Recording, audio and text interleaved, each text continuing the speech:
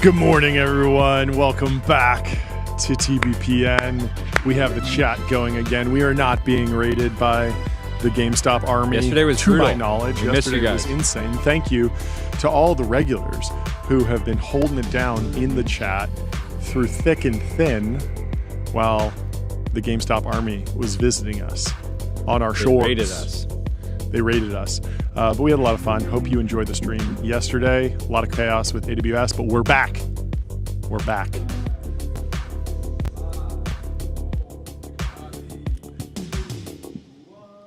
You're watching TBPN. Today's Tuesday, October 21st, 2025. We are live from the TBPN Ultradome, the Temple of Technology, the Fortress of Finance. The capital of capital. There we go.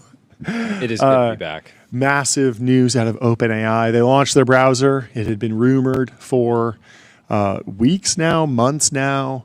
The browser wars have been heating up. Perplexity has been in the game. Thought they were over.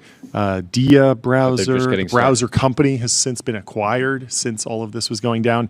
OpenAI dropped a trailer announcing the browser, which is called Atlas. By the way, the Atlassian browser company acquisition just closed today. Oh. It was announced. Atlassian versus... So Atlassian owns a browser, and OpenAI's browser is called Atlas. They keep doing that. Wow. Remember they did that with Google I.O.? Oh, yeah. IYO. Interesting. Taking shots. Well, I'd love to play the video from OpenAI announcing their browser, Atlas. Do we have that video? Let's play it. Here we go.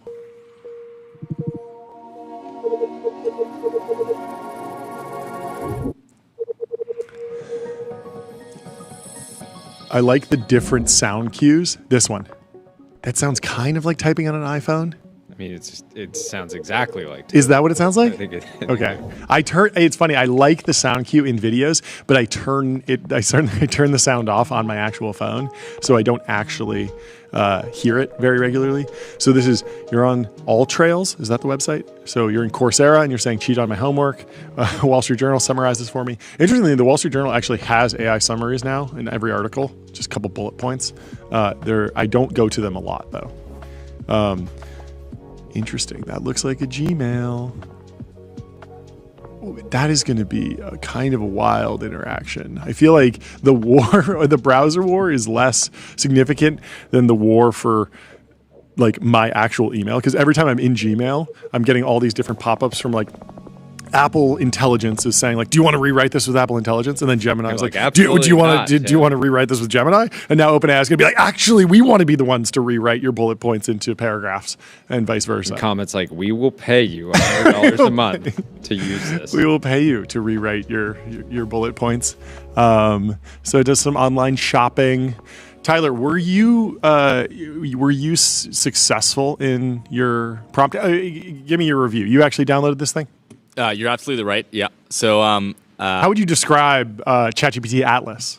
Yeah, I mean, people are saying, it's a new browser. It's not just a browser. I think it's kind of a whole new way to really use the internet. Browse the web. To browse the web. Browse the web. But so the first thing I wanted to try to use the new agent mode. So you were successful. It's not a beta. You just were able to get it immediately. Yeah, you can download it. So it's not like Sora where you needed like an invite code or anything like that. Yeah, no. I think right now it's only available to Pro and Plus users. Mm-hmm. But you can and just you download have it. to log in with an OpenAI account.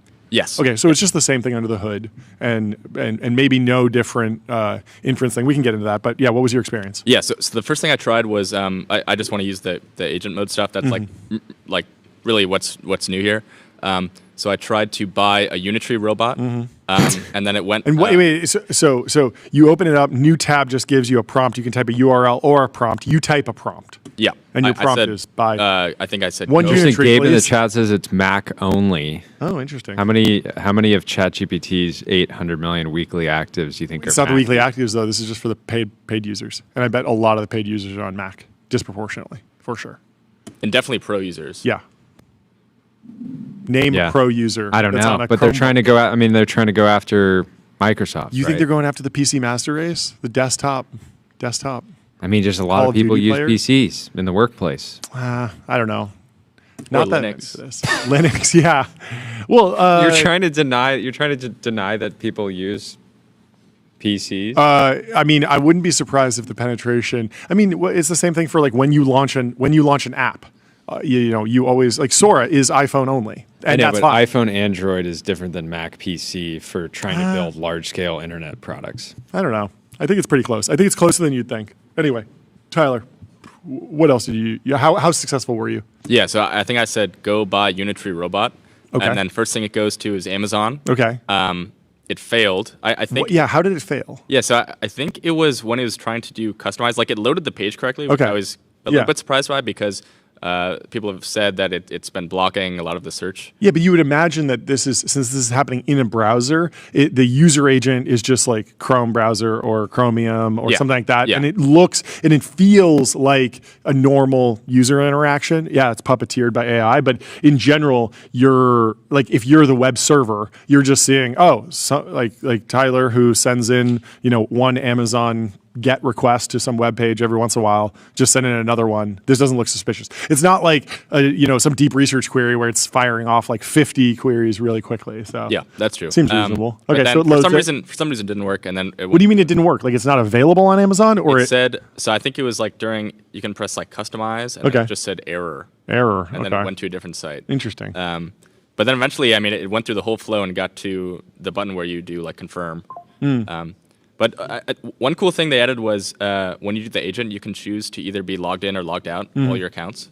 Interesting. So Yeah, it's a new browser, so you have to log into everything. You'd have to log into your Amazon, log into your Netflix or whatever. I think you can Yeah. very easily port them over. Oh, from like From your previous Chrome or Chrome. Safari Oh, yeah, you could or- save all the cookies or something. Yeah. Interesting. Huh. But Chat overall- agrees with you, Jordy, yeah, by the way. pretty cool. Everyone says enterprise runs on Windows, and you're right about the PCs. I still disagree, but we'll see. Just you're right. Hey, But just I because still disagree. I didn't say you're right. I said chat thinks you're right. And yeah, I disagree with you and chat now. Fight me.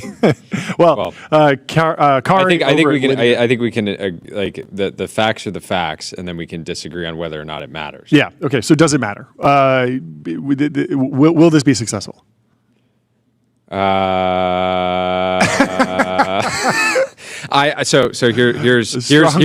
Here's what I believe. Yes. I believe that ChatGPT, especially once it had like some close to live search, Yeah.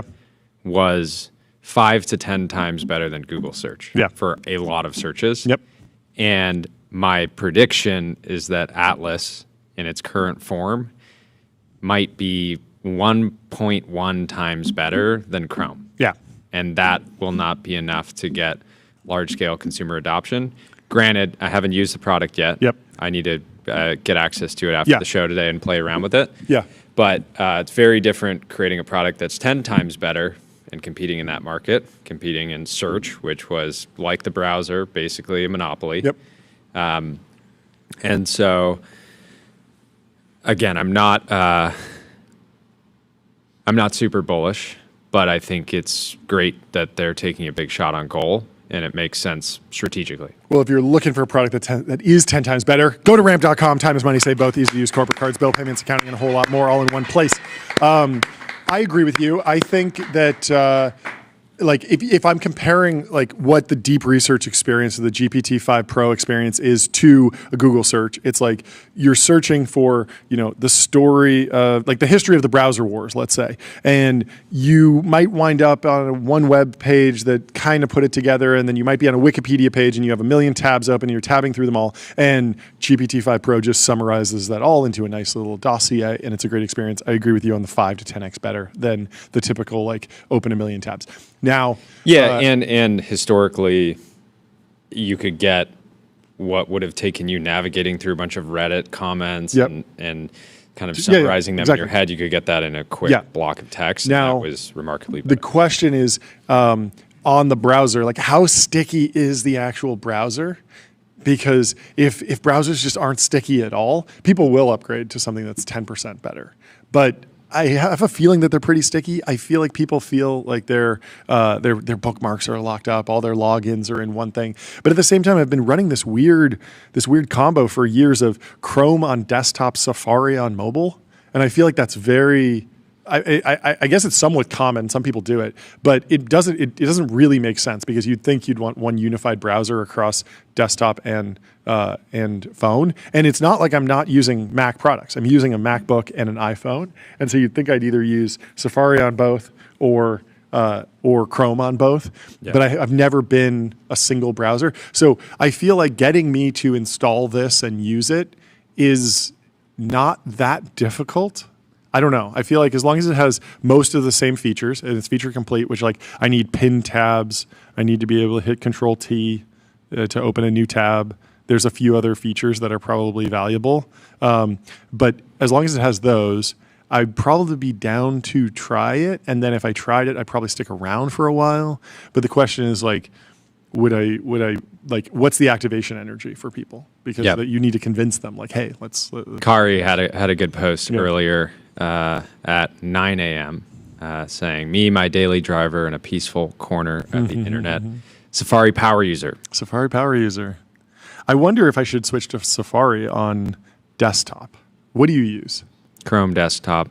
I've gone back and forth from using Safari on mobile and Chrome on mobile. Yes. I think they're both fine. I just don't do a lot of web browsing on mobile. You don't? Like here or there, but like for that's so funny. I feel like I'm always opening web pages on my phone. Opening them briefly. Yeah, oftentimes it's within another app. Yeah, and so that's why Safari is fine, because if you open, especially if you're in the Safari web view, like if you open a link in X and it's the Wall Street Journal and you're logged in Safari, that login transfers. Whereas if you're logged in Chrome, it doesn't transfer, that I'm aware of, or that was a big problem for a while. I do wonder. The new Liquid Glass update to Safari is terrible, and I really don't like it. And I mean, Liquid Glass, we can all agree, is just terrible. It's rough. Like I've had my new phone for a while now, and the only nice thing I have to say is that the camera is a little bit better. Yeah. And everything else about the phone in totality, in my view, is worse. It feels cheap. It's getting dinged up constantly already. The software overall, every single time I'm a new place in iOS, I'm like, oh, thank you. You made it worse. You made it different, and it's worse. Yeah. The fact that they went from to open a new tab in Safari before Liquid Glass was just one click, I think, and now it went to 2 clicks, something like that. So every time I want to view the tabs, I have to click 2 buttons, and I'm like, this is just so frustrating. And I was using someone who had Google Chrome in Liquid Glass on a new iPhone, and the Google Chrome app on Liquid Glass still has the ability to just launch a new tab with one button, with one click. And I was like, this is so refreshing. Maybe I should go back to this. But anyway, whole bunch of news around OpenAI. There was a massive long read. And first of all, let's say thank you to Sam Altman for constantly creating content. It really is like the bull market in tech news. There's always something to talk about. Always something. A Sama story. Always something to talk about. Today, Jim Cramer read the piece we're about to talk about. He said, Wall Street Journal's OpenAI piece makes you realize Sam Altman must succeed or he could be a real problem for an otherwise sterling industry, ... Yes. Well, OpenAI has been doing a stream. Let's hope they're using Restream.io. One live stream, 30-plus destinations, multi-stream, reach your audience wherever they are. let's look through the Wall Street Journal piece. There was one big scoop in here that I wanted to get to. I had a whole take on this. My thesis, and we were sort of debating this, is that Sam Altman is kind of becoming the preeminent deals guy of the modern tech era. He's done so many deals at such a huge scale for such a young company. He's a young founder, young CEO. He's only 40. And now, like, the deals are so big and they're coming so quickly that a lot of people are asking, like, the timeline's wondering, like, people are nervous. Is Sam just so good at deals that all the counterparties are actually making mistakes by tying their fortunes to OpenAI and OpenAI's aggressive forecast? Like, if OpenAI doesn't deliver and Oracle does all the build out, but then OpenAI doesn't have the revenue, is Oracle in trouble? That's the narrative right now. And so we love to use the fox and the hen house analogy around here. It's too funny to pass up. I could go out on a limb and say it might be our favorite analogy. It's such a good one. We're big into animals here with the horse, the fox and the hen house. Yeah, that's our next sculpture. We have the horse. We need a fox and a hen house with a fox. With a fox inside, going inside smiling. or looking and I want that. But that is a pretty good analogy here. So, if OpenAI ends up getting the fox's share of value from deals with NVIDIA, AMD, Oracle, and SoftBank, like, I don't exactly feel bad for Jensen, Lisa Su, Larry, and Masa, because the primary job of a CEO is to defend the hen house from foxes. Like, that's your job if you're a CEO. So just saying, oh, Sam's a good deals guy, and he's like getting these people to do these crazy deals, like, that's not enough. Like, the counterparty needs to make good decision making here and not risk themselves. So the question is, like, why are these deals happening? I don't think Sam's gotten any foxier now that he's 40. He's going to be a silver fox. But he's always been a great deal maker, right? He's always been a great deal maker. Back to the YC days, back to solving log jams with founders and VCs. There's so many examples of this throughout his career. Even going back to his very first company, where he got looped, acquired when the company wasn't doing that well. It was sort of one of the first acqui-hires that turned out really well. He made out well financially out of that. But now everything has 3, 4, 5 extra zeros after it. And I think that the reason isn't just that he's become a better deal maker, it's that he actually has more leverage now. He has a lot more leverage. And so when you have the breakout consumer product of a generational tech trend, yes, you have a lot of leverage. Yes, and you've been saying and yeah, so I was saying to you off air, if you're running AMD or NVIDIA or Oracle or any hyperscaler, computing company, and you have to go in front of shareholders and they're asking you, are we doing anything with OpenAI, the company that scaled to over 1 billion users? The thing that will be the next Google, the next Amazon, the next Microsoft. And if you have to go in front of them and say no, yeah, they're like, okay, what exactly do you do here? Why are you missing this? And so I think that's a good framework. But what do all the hyperscalers have in common? They all have monopolies over whatever market they're in, whether that's search, whether that's online shopping, whether that's the enterprise software stack that Microsoft has been able to monopolize in many ways. And this is the Thiel monopoly thesis. And Sam Altman, he's basically created a new aggregator. So ChatGPT has captured enough of the consumer market that they now control demand at a very high level. This is what Google's done. This is what Meta's done. And that affords them an incredible amount of leverage in every negotiation. And that's why Meta has taken so much of the lion's share of the ad market and the D2C market, is because they aggregate the demand, they aggregate all the users, all the eyeballs, and then they can point the value where they need to. And so they can take a large cut. And Ben Thompson was actually road testing this theory that OpenAI could swap out the underlying model and still accrue the vast majority of value. So hypothetically, you could have ChatGPT, chat.com, powered not by GPT-5, but instead powered by Gemini or Claude, and still see positive user growth, monetization, because at the end of the day, most of the users aren't there for the model. They're there for the app. They're there for the ecosystem. They're there for the platform now. And so if OpenAI is potentially going to be successful in building monopoly at the consumer AI layer, what's the strategy for the supply chain? So Joel Spolsky in 2002 coined this phrase, commoditize your complements. And so anything that complements your product, you want to be a commodity so that it can bring more content onto the platform. This was the thesis behind Meta open sourcing Llama. If it's free to generate content, there will be more content on the platform, just like the Sony camera, commoditized the video production, made more content for YouTube. And so that means that OpenAI needs to partner with multiple cloud partners, Microsoft, Oracle, multiple data center builders. You got Oracle, CoreWeave, Nscale, Crusoe, multiple GPU designers, NVIDIA and AMD, multiple foundries maybe. TSMC, Sam was saying TSMC does not produce enough chips. Maybe Intel's coming into the picture, maybe Samsung. Yeah. There's a whole bunch of other options there. And so not every link in the supply chain can be fully commoditized though, because some of these, there are only so many GPU designers. Yeah. And so if there's only two major players, AMD and NVIDIA, you need to balance them out so that they have similar margins and are in direct competition. Yeah. And so, and the memory market historically was a commodity market, but the players like SK Hynix are now telling shareholders, we actually think that this new computing wave will make that no longer the case. Yeah, yeah. And so there's a little bit of this desire to create an anti-NVIDIA alliance right now. NVIDIA ramped full year revenue. In 2023, it was $27 billion. In 2024, it was $60 billion. And in 2025, it was $130 billion. So just a massive revenue ramp. But during that time, net profit margin went from 16% to 56%. Insane profit growth. And so you have this company that's just printing cash.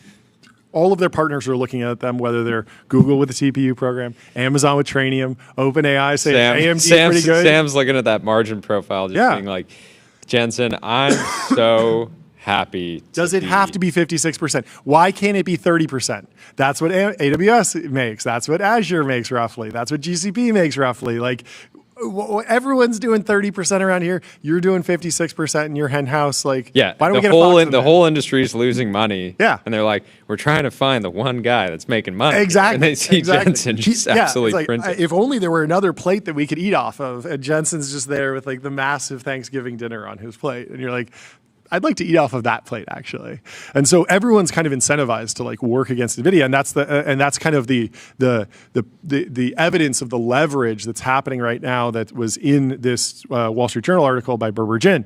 And so the quote says, as part of the deal, NVIDIA is also discussing, guaranteeing some of the loans that OpenAI plans to take out to build its own data centers. People familiar with the matter said, a move that could saddle the chip giant with billions of dollars in debt obligations if the startup can't pay for them. Papa Jensen co-signing. Yeah, exactly. It's co-signing the lease. It's like co-signing a mortgage with your parents, basically. It's I have $13 billion in revenue or whatever OpenAI has, and they have $130 billion in revenue. It's high margin. We're losing money. They're making money. So let's put them on the loan docs. And they'll back us up. And now this can work out great if there's huge demand. It can be fine. But at the same time, it is a risk that otherwise you'd probably just say, nah, I'm good. I don't need to do that. Why would I sign for your loan? Well, the reason is because you have to stay in the game if you're NVIDIA. And so dual sourcing is nothing new. It's best practice, but we just haven't seen a push like this happen so fast before. Exerting pressure deep into the supply chain is usually a hassle and something tech CEOs only do when they're backed against the wall. And single points of failure creep up really unexpectedly. I think about Apple in China. If you were in 2005 and you're Apple, are you really thinking how advanced, how far in the future would you have to be thinking to be wow, I'm really indexed to China. I should start spinning up India and Vietnam. That was not something that was top of mind for Steve Jobs and Tim Cook 2 decades ago. Now it seems obvious. Now it seems why aren't you doing this? Why didn't you do this earlier? But these things creep up on you. OpenAI is just unique in that they're actually looking years out and saying, well, we want leverage at every single piece of the supply chain all the way down the stack. right now. And we want to set up these deals so that we're there when it matters in 10 years, in 5 years, whenever. So we should get into the article a little bit because there's a couple things. Yeah, what else do you want to read from here? Calling out. One, allegedly, when Jensen had heard that Sam was considering buying TPUs. Yeah. That is when That's another point of leverage. They had been basically, Sam and Jensen, high level, had been working on some type of deal. It wasn't really going anywhere. Jensen hears that Sam was considering TPUs. He calls Sam, and that's when this $100 billion investment, obviously it's structured in tranches, but that's when it got announced. So it was in reaction to this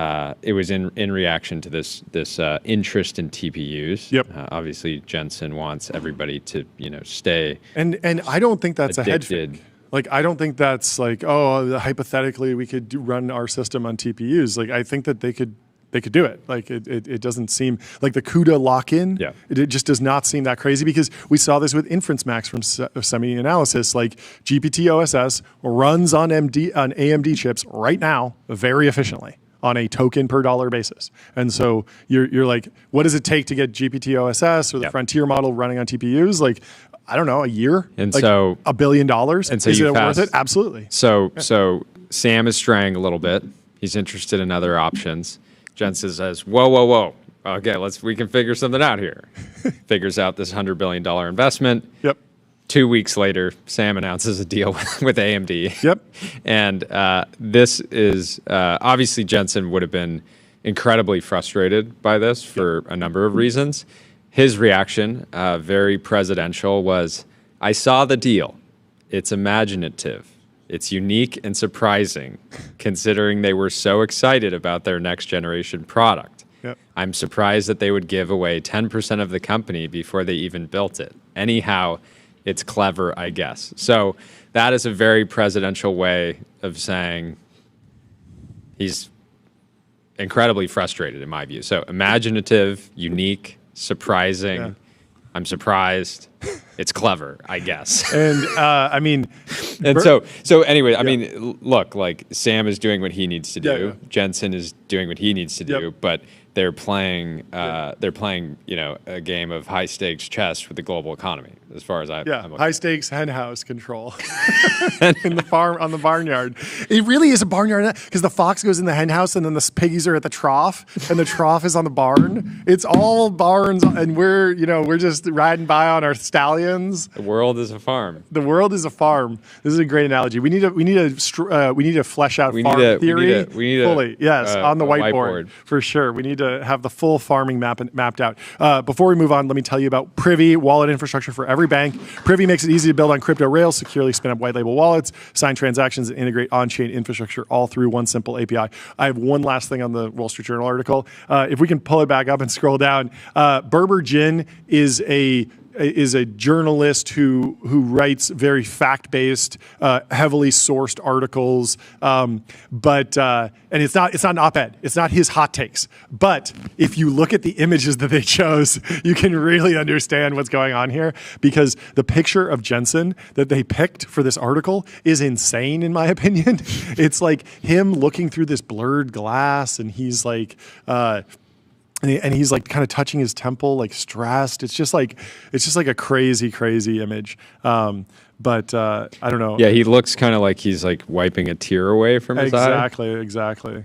And I mean, all the images in here, like even the SoftBank OpenAI one, they picked like the darkest image possible to show Sam and Masa just like completely in silhouette. It's very ominous. Like there's a lot of editorial stuff. This line from Lisa Su asking Sam, "Can I call you an AI icon?" Yeah, that's a fun OpenAI has truly been at the center of the universe, she went on to tell the crowd. Everyone listens to what Sam Altman has to say. Which is true. Yeah, they picked a much cooler picture for Lisa than Jensen. Interesting. Yeah. Lisa looks very heroic. Shot from a low angle, very highly lit, very brightly lit, smiling. Looking authoritative with her Rolex, of course, but also her microphone there. She looks great, and Jensen is looking a little bit stressed. But who knows? These things can flip back and forth on the turn of a dime. But we are clearly in the deals guy era. Let's go to this Jeremy Gaffon post. But first, let me tell you about Cognition. They're the makers of Devin, the AI software engineer. Crush your backlog with your personal AI engineering team. So Jeremy Gaffon, we've highlighted this before, but it's more relevant than ever. Jeremy says, we're firmly in the deals guy era, the deal guy era. You can raise venture to make deals. You can do foreign policy via deals, build frontier tech via deals. We're trading off stability for dynamism. It's unclear if it's long-term optimal, but it's certainly more fun. I couldn't agree more. And Will Manitis quotes it and says, the modern deal guy has no permanent capital, no permanent loyalty, and no permanent location. The modern deal guy is playing a repeated game. He doesn't care who he pisses off. There's going to be another hand. The modern deal guy is much more a broker than a principal. He has an ecosystem around him that he identifies as his guys. Yeah, it used to just be able to be good at fundraising, and that made you a good deals guy. No. In tech. So yeah, I mean, it's interesting because like, how much can you really learn from Sam? Because obviously, he is very good at deals, but he also wound up, building an aggregator, building an incredibly dominant consumer product that gave him a lot of chips on the table, and then he's very effective at playing the game on the table. But it would just be a very different story if he was third in the market, and he was like, yeah, I got 8%. I got 8% market share, and my apps are at number 25 instead of number 1 and number 2. Anyway, so I posted right before we got on the show. I posted Atlas isn't just a web browser; it's an entirely new way to browse the web. How you doing? And a number of people don't get the joke. Oh no, and are like quoting it and saying like, this was written by ChatGPT. Yeah. Which that's the whole joke. That's exactly what a browser does. I do have an interesting update on this. So, ChatGPT is famous for using M dashes. You can actually go into your custom instructions and tell it to never use M dashes, remove all M dashes, just use commas or periods if you don't like M dashes. It doesn't really work, but I think it might steer it a little bit in the right direction. The other thing is that we've been identifying that whole "it's not this, it's that, not a blank but a blank" syntax. I was wondering, what is that syntax? Apparently, it's called antithetical parallelism, or contrastive construction, or correlative conjunction pairs. And so that's what you want to avoid, because ChatGPT has truly beaten that dead horse completely. And if you use antithetical parallelism, even just accidentally, everyone's going to be like, you use ChatGPT. So you just have to remove antithetical parallelism from your vocabulary, from your writing style, which is unfortunate, but sometimes things get killed off. And so the meta of online writing has moved on. And so just don't use those, because no matter how authentic your writing is, people will just assume that you use ChatGPT. And so Will Depew says, enjoy the vague posting while it lasts, my friends. Soon all the AGI companies go public, and RuneAI's shit posts are also called securities violations. Martin Shkreli says, jail is not so bad. That's incredible. I hadn't thought about that. Apparently. Yeah, I mean, it's funny because OpenAI's somebody at OpenAI legal is going to probably send this to Will, his post to him, and be like, hey, look, a lot of people are going to read into this that are going to go public soon. I mean, I don't know. Something about the culture there is pretty awesome, because they still haven't made Will delete the infinite jest post. Which is just incredible, because posting that while Sora's on the roadmap is one thing. You might just be like, hey, well, you might want to delete that. We're going to do the infinite jest thing. But leaving it up is extremely bold. So I like that from a corporate comms perspective. I think that's actually a bull case. Before we move on, let me tell you about Figma.com. Think bigger, build faster. Figma helps design and development teams build great products together. Our next post comes from Jacob Rintamaki. Legend. This is genuine question. For VC firms invested in both frontier model labs and coding application layer companies, how do you handle the discrepancy between the two, since coding is number one on the roadmap of the labs versus other products which are more adjacent? What do you think? He's asking John Ludig, who did not reply, for how Founders Fund thinks about cognition plus OpenAI, and then Thrive is also in OpenAI and Cursor, right? And so there are a number of firms that are in the foundation model, which actively wants to be in coding, and then also the application layer. I mean, I think it's somewhere. I think it's if you're a company, I don't think there's huge downside here. Yep. Like VCs tend to give immense support for their winners. Yep. And I haven't.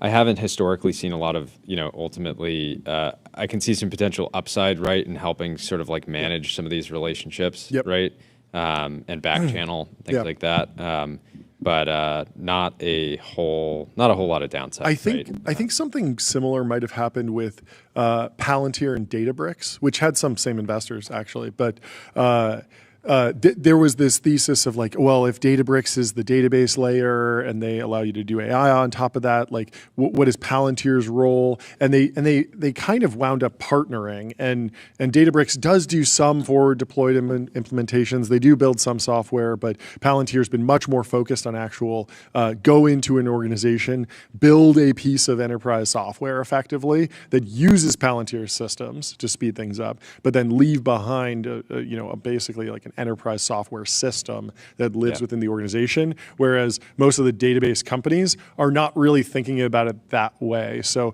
I think that there might be more of a bifurcation between what the coding application layer companies are doing, actually solving business problems, building software that then stays there, and they act almost like more like new McKinsey than like new coding application. And so they're kind of squeezing the market from both sides. And I would see OpenAI as disruptive to like I don't even know if it's like the AWSs of the world or something, but it's more like at the tool layer, swap it out whenever you want. And at this side, you're more like partnering with an organization that's helping you actually build a system. Venture investors want to invest in companies that become so successful that they launch products that ultimately compete in a bunch of different adjacent categories and ultimately compete with a range of their portfolio companies. Like that is ultimately what success looks like. Yeah. And I do think, something I've been thinking about a lot is this dynamic between Anthropic, where all of their revenue comes from having the best coding model, which is very different than having a lot of revenue because you have a hit consumer product, because you have to keep training the next model. Sure. Whereas otherwise, your application layer companies that are using the API, let's say they're a coding-based application company, they'll just switch to the next best model, right? It's like very easy to switch out. And so I don't think the kind of competitive overlap between investing in, for example, like Anthropic and investing in, I just think it's like totally fair game for VCs to back both out of the same fund. Well, before we move on, let me tell you about Vanta. Automate compliance, manage risk, improve trust continuously. Vanta's trust management platform takes the manual work out of your security and compliance process and replaces it with continuous automation. We were talking about VCs. We have a post from a VC here, Mark Andreessen. He says, pets.com is the go-to slur of the .com era. Let's see. Pets.com burned $182 million of total investor capital before going bust. Today, just U.S. online pet goods sales is $38 billion a year, $70 billion total market cap, including portions of Amazon and Walmart. Lesson, should have invested more in Pets.com. I mean, that's the takeaway here. Like this was, in my view, that's my takeaway is, like, makes sense to take a really big swing at what became a $38 billion market. Yeah. Like it, I have no idea if they were set up for success. I mean, when did Chewy start? We had Ryan Cohen on from GameStop yesterday. If you haven't gone to listen to that, please give it a listen. 2011.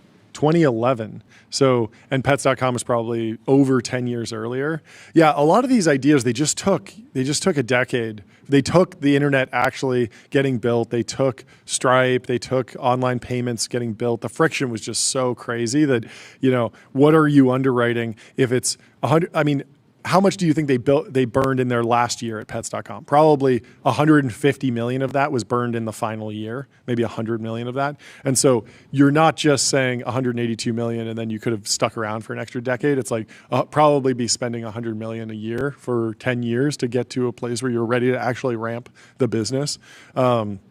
Yeah, there were a bunch of examples of that. MP3.com was basically Spotify. I didn't know this, but Amazon actually bought a 54% stake in Pets.com. No way. In early 1999. 54%. Wow, that's a lot. I wonder how much they paid. It was probably worth it. I mean, I wonder if they got like some assets during bankruptcy, some customer lists. I wonder what the final accounting on the Pets.com investment was. Pets.com is now owned by PetSmart, which also owns Chewy. Oh, wait, they bought Chewy? I thought Chewy was public.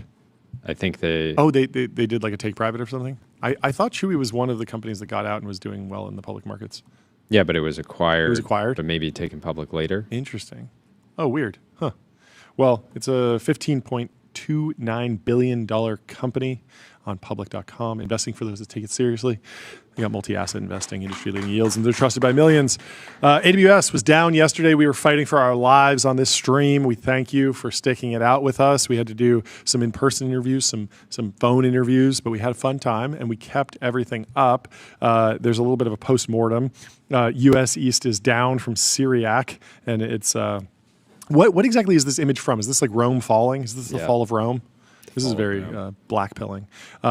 But services have been largely restored. The outage disrupted services from retailers to airlines, social media apps, and financial services companies. Do we know what caused it yet? Wasn't it database migration or something? Some data. Oh no, DNS configuration. I think was the root. Something like that. The outage began around 3 a.m. Eastern time when Amazon made a technical update to a widely used AWS database service, DynamoDB. The update, which included an incorrect domain name service or DNS information for DynamoDB, kicked the database offline in Amazon's critically important Northern Virginia data centers. With DynamoDB out in the region, other AWS services began failing too. In total, 113 AWS services were affected by the outage, 32 of which had been restored by 10:30 a.m. ET on Monday. Not a bunch of stuff we use, not a bunch of vibe coding that Tyler had done. Yeah, all of the internal software that Tyler's built for the show was down. Yeah. Really exposed to insane dependency. Yeah. So we're taking it on-prem. Yeah, we got to go on-prem for sure. This was my take yesterday. We're going back to sticks and stones. We're going back to pen and paper, baby. The computer revolution is over. AI is dead. We're going back to typewriters. Maybe. Did you know the story of James Hamilton? No. Who's that? This is this account, Tuxedo Sam. Okay, break this down for me. Before. Well, you pull that I up. need to Let me tell you about Graphite, code review for the age of AI. Graphite helps teams on GitHub ship higher quality software faster.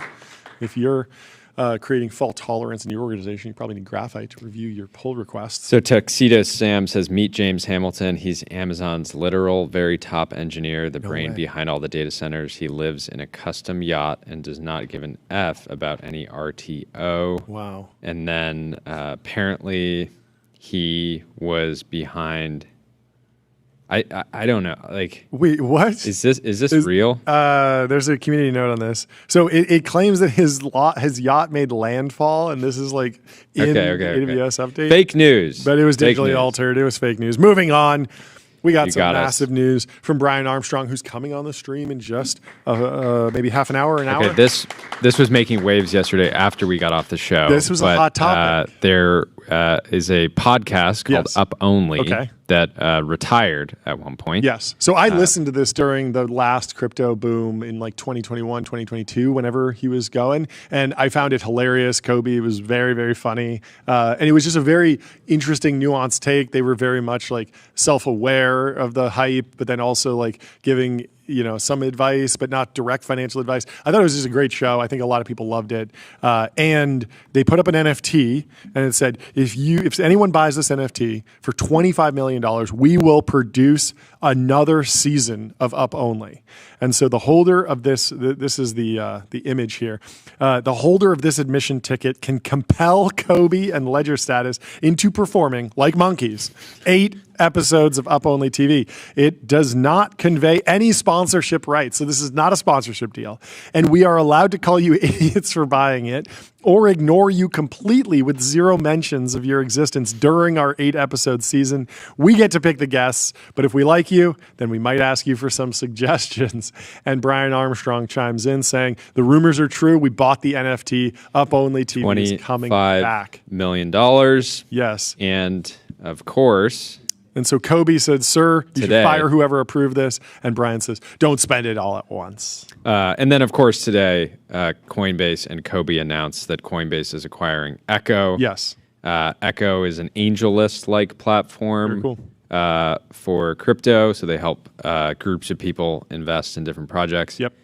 They paid $375 million, and so you can think of this as effectively a $400 million acquisition. But yeah, I thought it was wild that the announcement that they paid $25 million for 8 podcast episodes was circulating group chats yesterday. Yeah, and didn't fully make sense. It felt like a really big price to pay for goodwill, right? Obviously, people wanted it to come back. It makes a lot, and then the pushback was like, I saw a post somebody saying, imagine you're a Coinbase employee and you just got passed up for, a promotion or your bonus wasn't as good as you were hoping, and then you see that the management team spent $25 million on an NFT.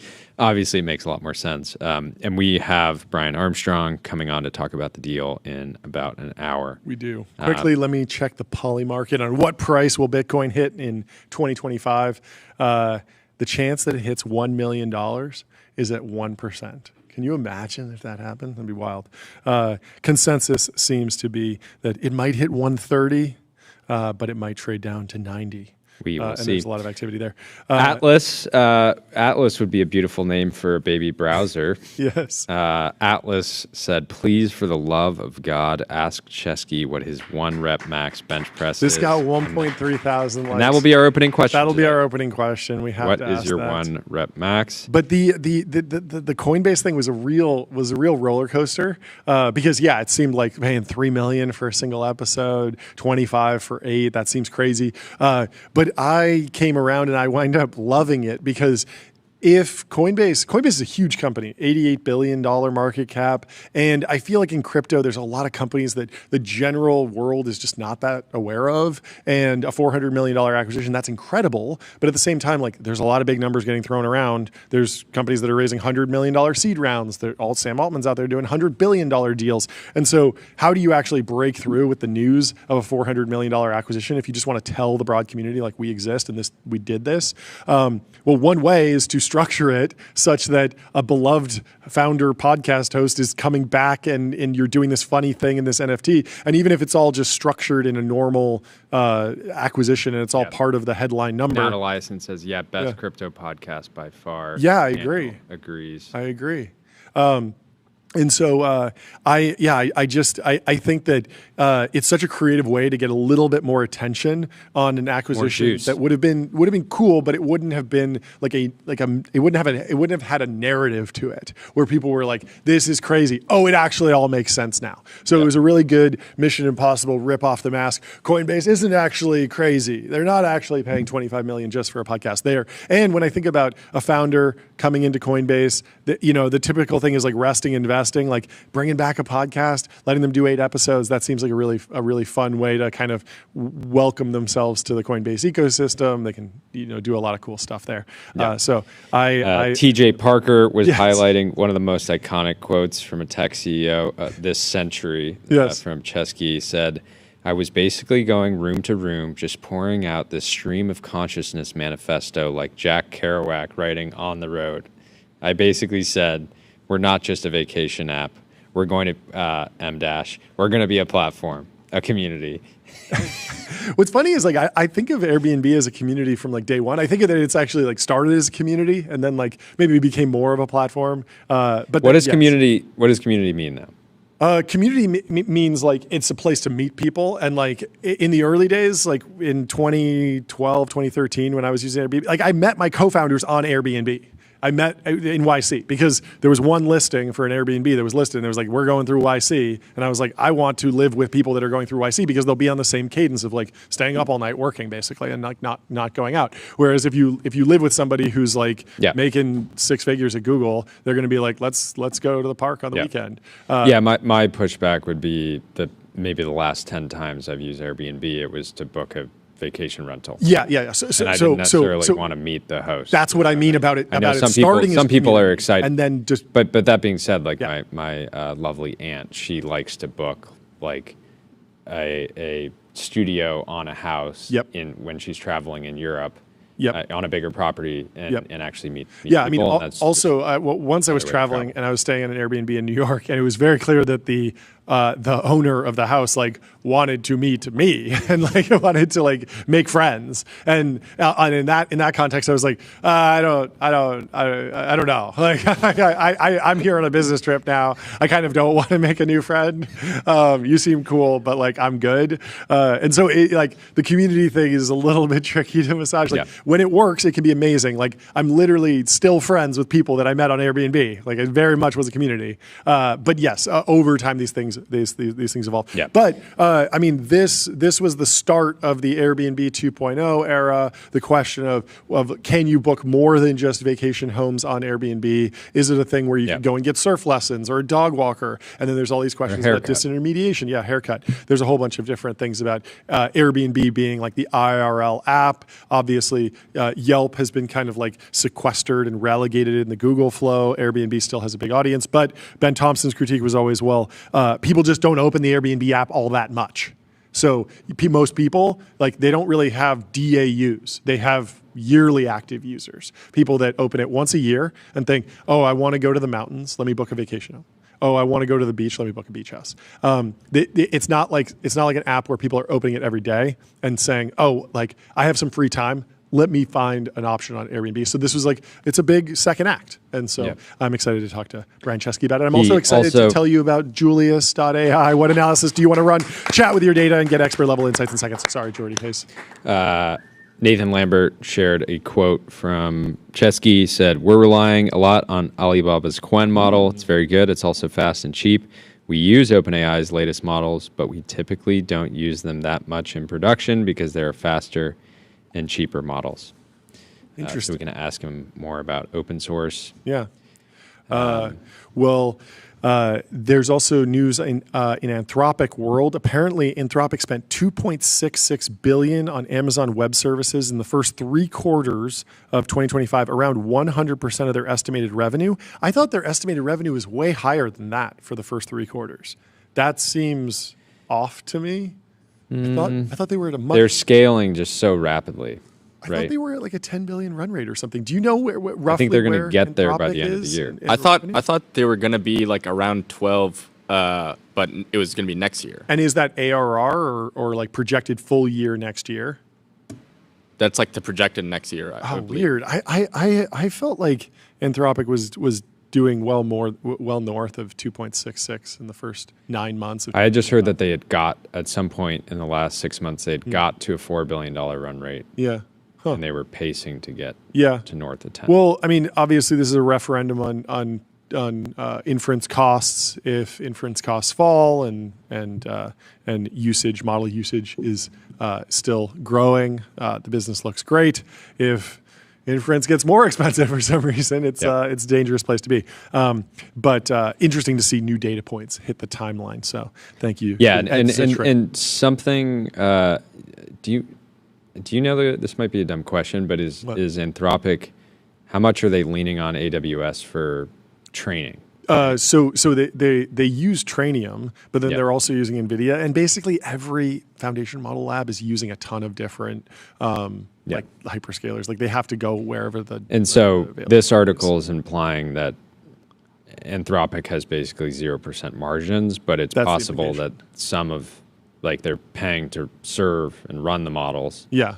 For customers, for API clients, but they're also training Sure. Yeah. So if 2 billion of this AWS bill was training Claude 6, and then that's going to make 20 billion in inference, that's a wildly different thing. But I mean, truly, no one is saying oh, bombshell, I thought these foundation model labs were crazy profitable. It's no. We know that they all have terrible Jensen's the only one making money right now. That's not the question. The question is will they turn it around? On what timeline will they turn it around? Will they use Fall? Will they use the generative media platform for developers? The world's best generative image and video and audio models all in one place. Develop and fine-tune models with serverless GPUs and on-demand clusters. Patrick Collison and Jeff over at Stripe, as well as Haley on their team, announced that you can now fundraise in Stripe Atlas. It's very cool. Stripe Atlas generates a significant amount. I forget the exact percentage, but a meaningful, I think, double-digit percentage of all C Corps created are created with Stripe Atlas. Yep. Now you can fundraise in the product. You can generate, send, sign, and track safes in a few clicks, according to Jeff. So very, very cool feature. All the founders out there know you're pretty much. Oftentimes, by the time you're setting up the C Corp, you're actively trying to take money. So it makes sense to. Extremely YC coded. Stripe, one of the earliest YC companies, the safe came out of YC, and they're just building more and more infrastructure for YC companies that then scales, and taking a really long view, because I'm sure some founder out there is going to raise a bunch of safes and then wind up building $1 billion company. And and doing a lot of payment. I believe it's already happened multiple times. Yeah. Oh wait, so the top performing Stripe Atlas company is a banger. Oh, I'm sure. I wouldn't be surprised. They've made so many. That's true. It's been around for a while right now. And I built this product at Party Round. Yeah. And it's very useful. It's not a great business, but it makes sense to tie it into the Stripe ecosystem. Yeah. Do you think they're going to give this away for free? Is this all just onboarding into the Stripe ecosystem, basically? Because then you already have your Stripe account set up. Stripe Atlas is basically free. Yeah. I think it's $3.99 to create a company. $3.99. Nah, $399. So yeah, I would assume this is free. Yeah, that's pretty cheap. Which is great. That's cool. Yeah, they probably need to put some sort of value there just as a gate, so people aren't just spamming a C Corps out. If it was free, you'd just be Codex, set up 1,000 C Corps for me. That could get very, very odd. Well, let me tell you about TurboPuffer. Search every byte. Serverless vector and full text search built from first principles and object storage. Fast, 10x cheaper, and extremely scalable. Samo Berja, who we should have on the show at some point. I've had some good chats with him. He says, the world is changed, subtle and obvious. For the first time in living memory, the scope of live player action expands. We shall see a new Napoleonic era, both liberating and terrible, with an ending that is yet to be written. Are you prepared? He has such a way with words. Do you know Samo? This is a great vague post. This is you a great go vague work post. at OpenAI. He might be talking about OpenAI. He might be talking about the U.S. government. Who knows? But he is, of course, the founder of Bismarck Analysis. The framing of thinking of tech companies as nations. Yes. Right. I was talking to a buddy over the weekend, friend of the show. Yeah. And we were talking about Andy Jassy and how a lot of people are pissed off at Andy Jassy for a number of reasons, primarily kind of in some ways not being on it with it. No, not AWS. This was pre AWS going offline, but just kind of not fully missing AI, but not being in the game as much as people would like. Yep. And he was just saying Andy Jassy may as well be a prime minister, right? Even if you don't like him, he's still in office. Oh, totally. And effectively has an unlimited term. And so if you start thinking of OpenAI in the context of a nation state, and the nation state is saying we're going to need trillions of dollars, we're going to need a huge amount of energy, and yes, it's going to be distributed all over. Yeah. It's not that crazy for a country to be saying we need to spend hundreds of billions of dollars on it's a digital nation state. I always have this question about it. It still feels like the U.S. government is at the top of the stack and the tech companies answer to the U.S. government. But I do wonder if there's some element of flipping that will happen at some point or has already happened. Did you know that Walmart spends more money than the United Nations? Isn't that remarkable? Sense. I mean, that sounds like it makes sense, but doesn't the United Nations just kind of like host some conferences? No. They have some they have like UN peacekeeping troops. They're forward deployed peacekeepers. They do a lot of stuff. It's the United Nations. They have massive buildings and operations all over the world. Like health developments, all sorts of stuff. Like it's not easy to prop up the. It is the closest thing I think that we have to like a global government. Like it's who you answer to at the highest level potentially. I mean, obviously the U.S. is like much bigger than the UN, and so we have this kind of flipped model. But anyway. We have our first guest of the show. We have Palmer Luckey in the Restream waiting room. Let's bring him into the TBPN Ultradome. Palmer, how are you doing? Welcome to the show. I'm here. He's here. With the power of technology, the magic. How are you doing? What's going on? Doing really well. Although the thing I've been complaining about lately is I was recently on Joe Rogan. Yes. And what you don't understand when you go on Joe Rogan is that it's like calling in a distributed denial of service attack on all your communications because your email, your voicemail, your text messages, your Facebook Messenger, your X DMs, everything becomes useless because you have so much incoming that even the important things like Palmer, you need to go to your dentist appointment right now. Boom, flooded by how many so sick on Rogan. How many float tank operators have reached out and said, we gotta get have you in? Used a float tank? Let me think about this for a second. I haven't even caught up with everything, but at least 3. Okay. Have you actually gone in a float tank? I mean, hearing that at the beginning of the interview and realizing that this guy you're listening to wants to do a float tank but hasn't yet, and you're like, I've been waiting for this moment my entire life.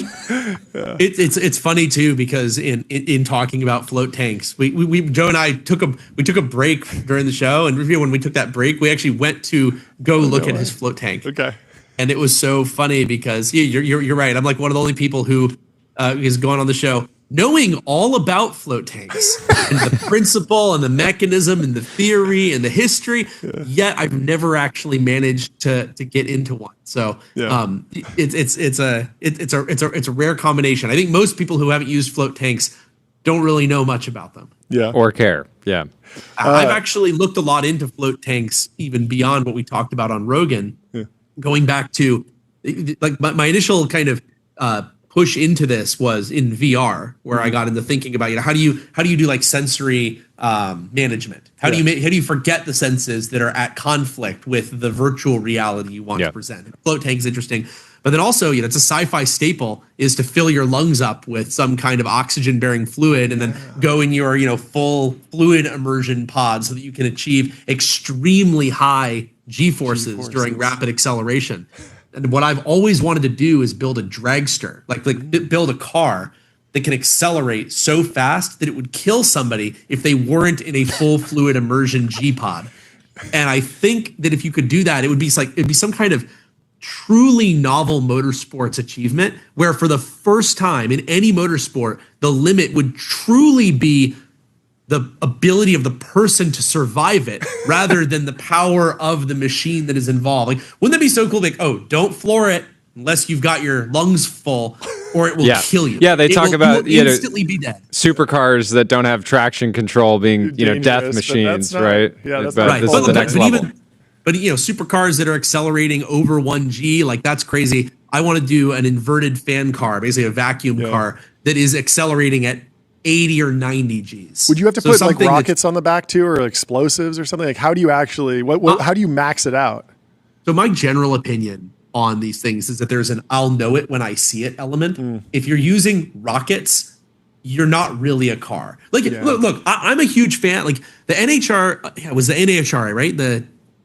I forget, whatever the sanctioning body was in the United States for drag races, they allowed rocket dragsters up until I think the late 1980s. There's a great video of a dragster called Vanishing Point. And it was a rocket-powered dragster that was the last one before they banned them. It was doing like 400 miles per hour in the trap. And its final run, there's a video on YouTube. I'll have to send it to you guys. Although if you look up Vanishing Point rocket dragster on YouTube, you'll find it. Maybe you guys can cut it into the video later for people watching this not live. We'll do it. But its final run, they ran it at true full throttle, went faster than everyone, and the camera pans up and it blew out every single window in the control tower when it went. And the rumor is that it went so fast and so hard that the pilot passed out during the acceleration and the parachute was actually pulled by a timer. I don't know if that's true, but it's a great story. Great story. So anyway, the point is rocket dragsters don't count. You have to do it with wheels. I'll know it when I see it. If it's rockets, it's not a car. And there was a guy in I think the Air Force who set the record for most G's sustained by a person.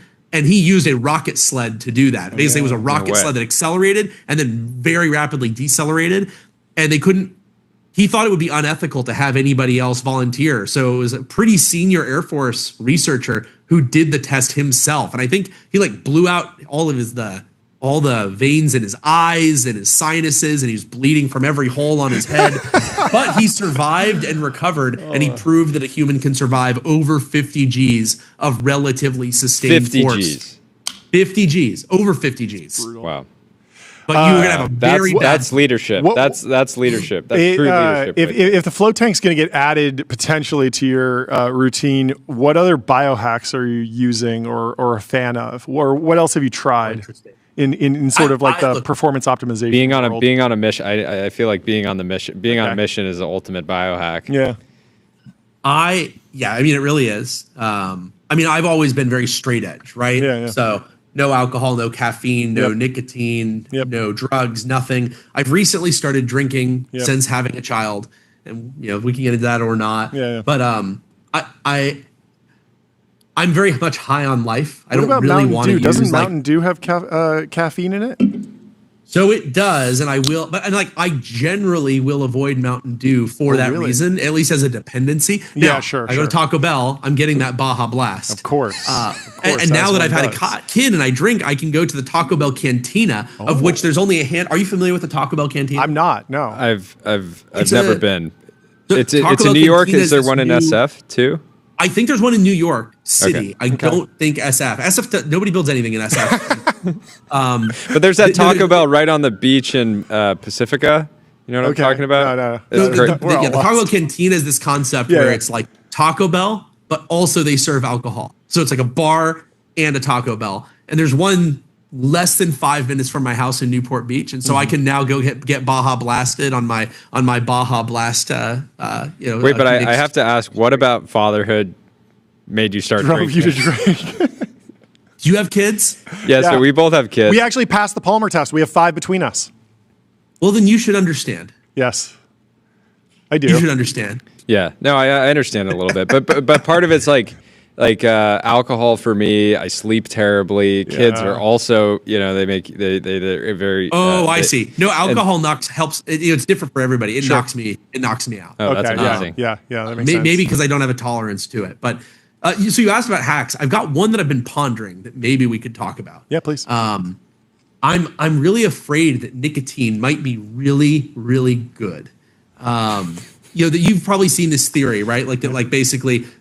America smoked its way to being the dominant hyperpower. It kept people focused. It kept people fit. It's an appetite suppressant. Yep. There's this really interesting health trade-off theory that I'm not saying I buy into it fully yet. So for people who are watching and shouting and screaming, I don't buy into it fully yet, but I'm becoming more and more convinced that the health benefits of not smoking have not been properly traded against the health problems caused by the resulting eating, not just in terms of appetite suppressant, but also just people filling cravings and filling the need for ritualistic. Well, I would tell you out of experience with other things that are worse for you. I think the crazy version of this is we'd all be better off with lung cancer eventually, but fit until then. And it could be that smoking gets you there. So I don't know. I'm trying to figure this one out, but nicotine is near the top of my list of potential biohacks. Sure. The other thing that it feels real is nicotine makes boring things pretty enjoyable, and it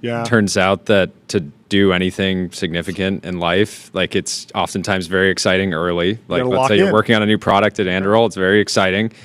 You can make a 3D render, internally, not for marketing materials. I know you guys don't do that. No render policy. No renders. But let's say you make a render internally. You're like, this is really exciting, and then it gets into the mud, and you're like, okay, now we have to build this thing, and you're in the trenches of product development, and you get through many, many, many boring hours of struggle. Yeah. And I'll tell you, a lot of the people in the trenches, they are smoking. Yeah. The literal trenches also going back through war. Like that was how people used to be in rations, of course. Well, of course. I was gonna bring that up. Yeah, I mean they didn't get rid of the cigarettes in MREs until pretty recently. I don't know what date it was, but it was not that long ago. Yeah. So and of course there's other ways to have nicotine without having to have the health impact of actually smoking a tarry substance. Of course, and so that's where it becomes interesting. Like you probably couldn't convince me that smoking is literally better than the food, but it's like is vaping worse than being fat? I don't know. I struggle. I struggle based on the evidence I've seen. Yeah, that's wild. Do you play video games before bed? You said that the alcohol helps you fall asleep, but do you ever get locked in and you're like, or playing video games can't fall asleep because of that? I used to play games all night long. I mean, there was a time where I was spending maybe 14 hours a day on the computer if I could. Yeah. Same. That's you. Yeah. It's amazing. Wonderful. The best times. I love them. I want to go back. Gaming was a good chunk of that. But also running online communities and other things. Sure. But the problem that I have now is the types of games I really like, especially multiplayer games. Sure. You kind of have to be on your game, exactly. and if you play late at night when you're all wrecked, you're not even competitive enough for it to be fun. And I'm not saying I need to win or I hate it. I don't hate skill-based matchmaking that much. But you want to know that you're playing to at least the upper limit of your own potential. And I find so that's been the struggle as I've gotten older. And I know 33 doesn't sound that old, but there's a lot of things that are easier when you're 23 than when you are 33. And like you're not supposed to talk about that, particularly as an executive of a company in California, high Department of Justice. You're not supposed to acknowledge that perhaps it's possible. I'm not saying there are. It's possible that different age ranges have different strengths and weaknesses. Perhaps, possibly, but certainly nobody should ever make a hiring decision on that basis. That'd be a crime. That's right. Yes, that's right. Yes. Well, I imagine in some ways being probably easier. Parenting could be easier for people in their early 20s, right, than their early 30s. Just by what are you talking about? 20s. Look at this mainstream NPC. No.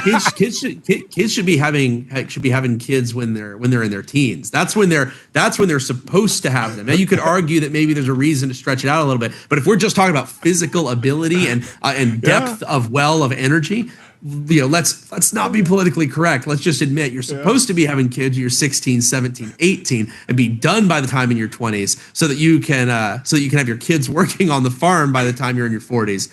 I mean I regret not having kids even at the age of 33. I regret not having them earlier because I'm like, geez, this would have been so much easier when I was younger. I've been with my wife since we were 15 though. So it's a lot easier for me. When people are like, oh, but Palmer, how do you know it's the right person? I'm like, geez, we should have just obviously had kids when we were 16. It would have worked out just fine. Yeah, totally. Yeah, the whole world, you feel like when you're younger, everything's as complicated as it'll ever be, and it just gets more complicated every year and more busy every year. Take us through ModRetro. Well, this gets also to like the startup thing I say all the time, and I'll take this moment to push it, especially for anyone young who's listening. People think that starting a company or taking a break from school is this very high risk move when you're young. They say, oh, how do you find the bravery to do that? What I try to push on people is it will never get better. Like when you are 18 or 19, you have no family, you have no real job, you don't have a career yet per se. That's the best time to start a company. You're not giving anything up. All you have to lose is a bit of time, and all you need to do is better than you would have done otherwise on your resume. Like running a startup and failing it is probably going to look better on your resume than whatever you were going to be doing part-time in school as a late teenager or early 20s.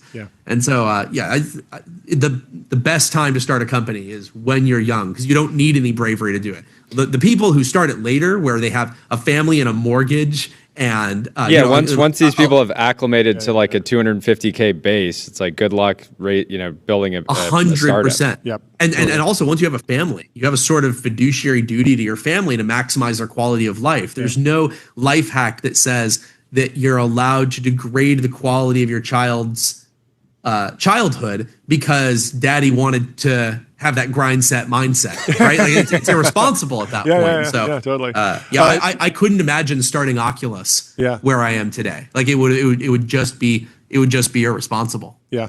Take us through ModRetro. How much of everyone's familiar with the Chromatic? We've talked about it a lot on the show. We unboxed one. We've had a lot of fun with them. How much of the roadmap is public now? Where's the company going? Where's the company now? Just kind of give us the general update, and then we'll dive into some stuff. Before I tell you where it's going, I'll go back to where it came from in the first place. Please. A lot of people think that ModRetro is this very recent thing for me. You know, the first product we launched, the ModRetro Chromatic, which was kind of the ultimate Game Boy. This kind of heirloom grade tribute to the Nintendo Game Boy and Game Boy Color.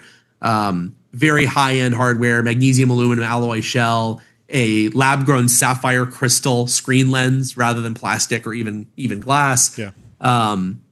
And the thing is, ModRetro was actually the first company that I ever started, even before Oculus. So I started ModRetro when I was about 15 years old. It was an online forum for forum for people modifying game consoles, handhelds, portables,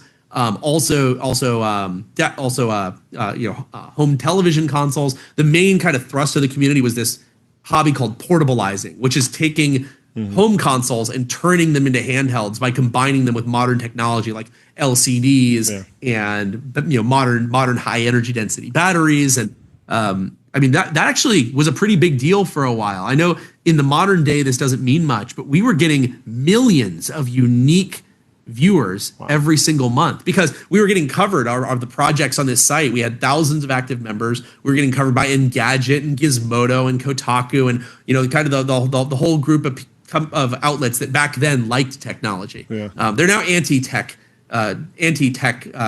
Tate coverage. But back when tech news was about tech and not anti-tech, they were covering all of these things. And again, these days, millions of uniques. I mean, you can get that on TikTok with a good dance, but that really meant something in the mid 2000s on the internet. And we actually started working on projects like what the ultimate Game Boy would be back then. There was a project that I did in 2008 called the PGB, the Power Game Boy. Power Game Boy was the ultimate Game Boy. It was a Game Boy Advance. It was Game Boy Advance SP hardware transplanted into an original Game Boy shell, but with an upgraded screen, upgraded controls, motion controls, an FM radio transmitter, so you could broadcast the sound to your car, so you could be playing and didn't have to tether in and could have all that sound if you're doing LSDJ or some other chiptune software. And that actually won the 2008 Portable Palooza. So I'm very proud of the Power Game Boy.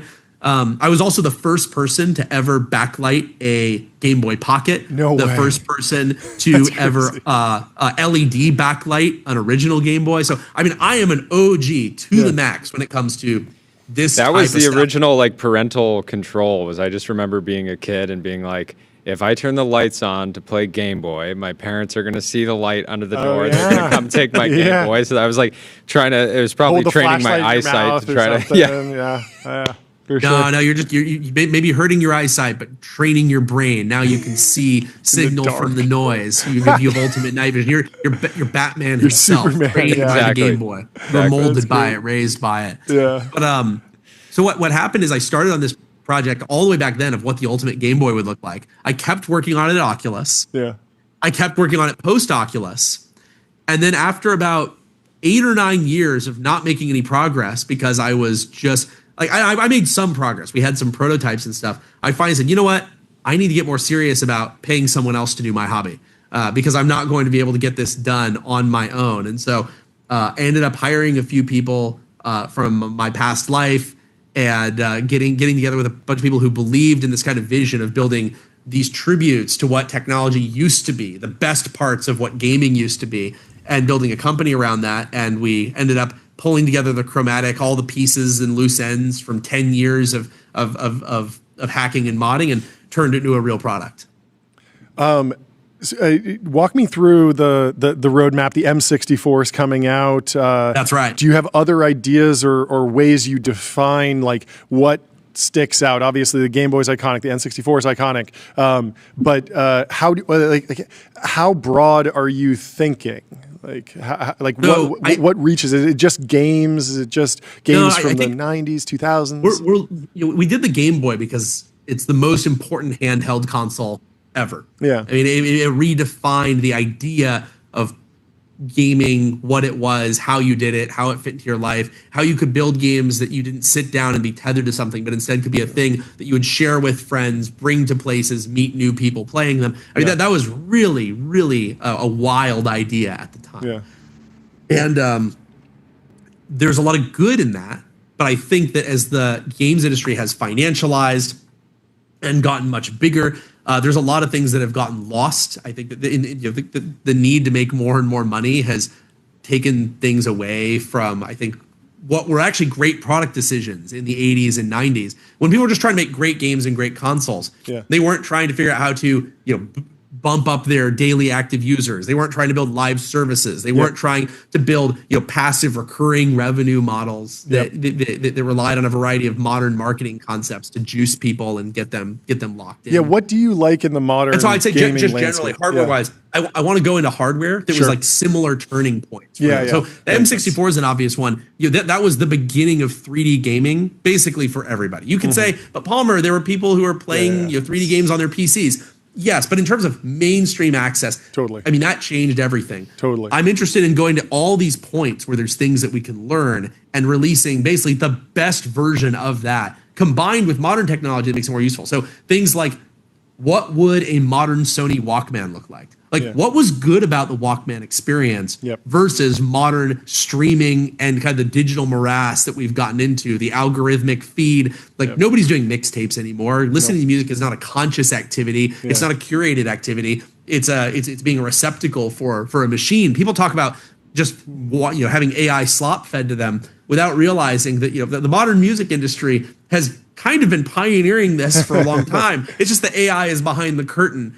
The computers are behind the curtain, and the algorithmic recommendation engine is behind the curtain. Do you feel like there's some green shoots in the modern gaming economy? I'm thinking yes, there's a lot of mobile games that are hyper optimized, and there's a lot of games that have gone free to play with all the micro payments and stuff. But then you do have folks like the team behind Last of Us, where it's just a story, and you don't really get sucked into any crazy micro payments, and it feels like there's an artist behind it. But are there other areas of the modern game industry that are sticking out to you as positives? There certainly are, and there's lots of modern indie games that are, I think, doing a lot of you look at you look at Silk Song and a lot of fantastic. But where you're not seeing this, I think, is on the hardware side. Sure. You're still living in an ecosystem. So let's say that you want to play a game that was built with these values. All right, so you're going to turn on your console. You're going to try to play it. Oh, there's a critical security update. Time for you to do your critical security update. Yep. Okay, now you need to also update your console. All right, you're updating your console. Nope, now that wiped out all of the cookies. It's time for you to log in again. You're going to log in. It wants you to do two-factor authentication because fraud has become such a problem that you now need to do that. Bad. Oh, shit, where's my phone? Yep. Let me see. I don't have my It's one of those terrible things where it adds so much friction, and that's before you then get railroaded into a big giant UI of advertisements that are auto playing the moment. The idea of that's being just to get permission to upgrade your skins. Basically, the idea to just be I'm going to take this, and just turn it on, and that's plays. it. And it's great. That is. Modern games can't do that because of the platforms that they're on. I was comping what it takes to play. Actually, on one of the newer quests, I realized I had 7 different passwords: Instagram, Facebook, Meta. I had all these different passwords. I had codes to different pieces to buy games and stuff. Versus, I went and pulled up an old N64 where you turn the button and it just says GoldenEye. And it's just amazing. And I was saying that that seems like an own goal. It seems like modern video game designers should at least know that you will see lower churn if you pre-install one great game, and when the first time they unbox it on Christmas, you turn it on and it's Beat Saber or whatever the piece of software or hardware that you're selling, have it come with something great. Why don't people do that? Are they just stupid, or is it something more complex? It is complex. I mean, so you got to remember So first of all, there's a lot of people in the games industry who didn't necessarily get into it purely because they want to build great games, or necessarily they drink Starbucks and not Mountain Dew. Yep, you've heard my quote, right? And you have a lot of these people who it's a lily pad, it's a way to make a check, or it's a way to affect social change in the world through some larger company's budget. And so that is part of the problem, but you're also at odds oftentimes. So like you just talked about this specific idea of having a bundled title. So I've been on the other side of the negotiating table inside of Meta, formerly Facebook, and formerly Oculus.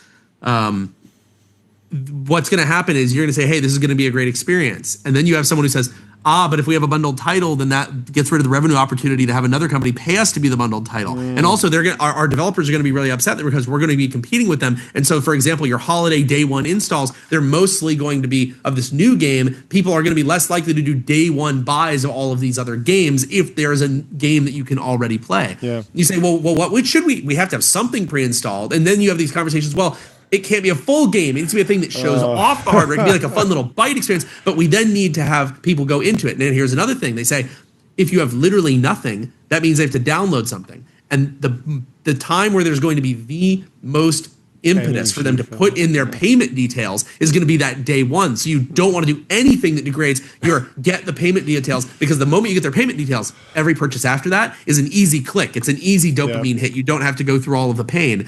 And so it's one of those things where you have all of these intervariant money-driven things, and you have the platform holders so tightly intertwined with much of the content. This is the problem when the hardware owners end up owning all of these studios. I mean, this is probably me getting a little too business political, but in the early days of Oculus, we were very clear with developers. So our business relations, we are not Nintendo. We are not going to compete with you and basically destroy your sales by preferentially treating our own developers better, our own studios. So we made things, but we really said our goal is to enable second and third party titles, to fund lots of other people. And we funded dozens of developers. As you become Nintendo, you make it harder for those third parties to exist. And the first party has their own goals that are not necessarily aligned with what you're talking about, which is turn on the game and play it and have a good time. They have other plans for you. Is the answer just outcompete them? I imagine that the libertarian in you is not saying we need to regulate this. So what's the answer? Of course not. No. I think it's a combination of reminding people what they've lost, like what they had and how good it was. Yeah. It's about reminding and showing off for the first time to a new generation how things used to be. I mean, one of the things I love about Chromatic and M64 is people show, like we were just at the Portland Retro Gaming Expo, and a lot of the people coming by and having the most funds were kids whose parents brought them over, like, oh, check out this game. Like, this is the Mario Kart I used to play. And you can show these people, I think, a lot about how things used to be, how it used to work. And I think you can prove that people still want that. There's people who don't believe any of this. Like, you'll talk to people say, well, that's not what people want from games anymore. They want live service games. They want games that are continuously updating with fresh new content.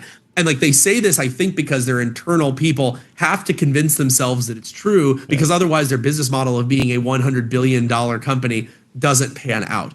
And you contrast that with like the number, you know how many people made the Game Boy? It was 12 people. 12. I mean, it's wow. You contrast that with like the 60,000 people you have in some of these larger games. So look, I don't think it's regulation. I think it's reminding people, showing people, and then at some point, someone needs to take the best of modern technology, and they need to take these lessons from the past when people were trying to make things great without necessarily being concerned about the micro financials. And they need to build probably a new platform that it learns that combines the best of all of these things, which is kind of the idea behind ModRetro. You want to combine the best of the modern and the best of the retro.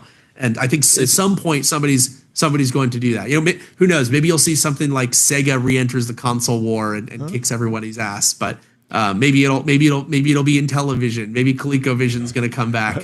But at some point it'll happen. Yeah. Do you expect ModRetro to continuously make decisions that sort of limit the TAM, and that's not going down the path of hyper financialization and trying to create this open ecosystem? I doubt you guys had any investors that passed on ModRetro, but I imagine some of them would say, the NPC VC that thinks it's contrarian to have kids in your 20s would say, like, okay, I want to invest, but like, how do you think about the TAM, right? Like, how do you address that? Because I can see the obvious path of just selling a lot of really great hardware and building out, millions of people in the world that just, love the hardware, buy the hardware, and you have a fantastic business, but maybe it's not an Anduril scale opportunity, and you're probably totally okay with that.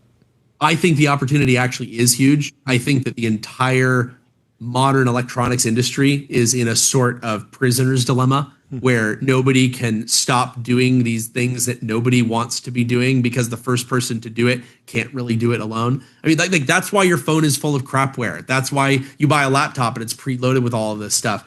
The companies know just how much consumers hate it, but they're all in this competing for each penny, competing for each dollar race against each other with largely undifferentiated offerings. And so they have to play that game.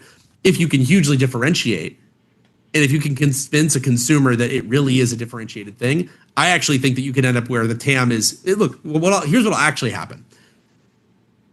I think the TAM for doing things right is bigger than the TAM for things that do things wrong. The only problem is that the moment you prove that that's true, everyone is going to follow in your footsteps and become your competitors in this new post-prisoner's dilemma world.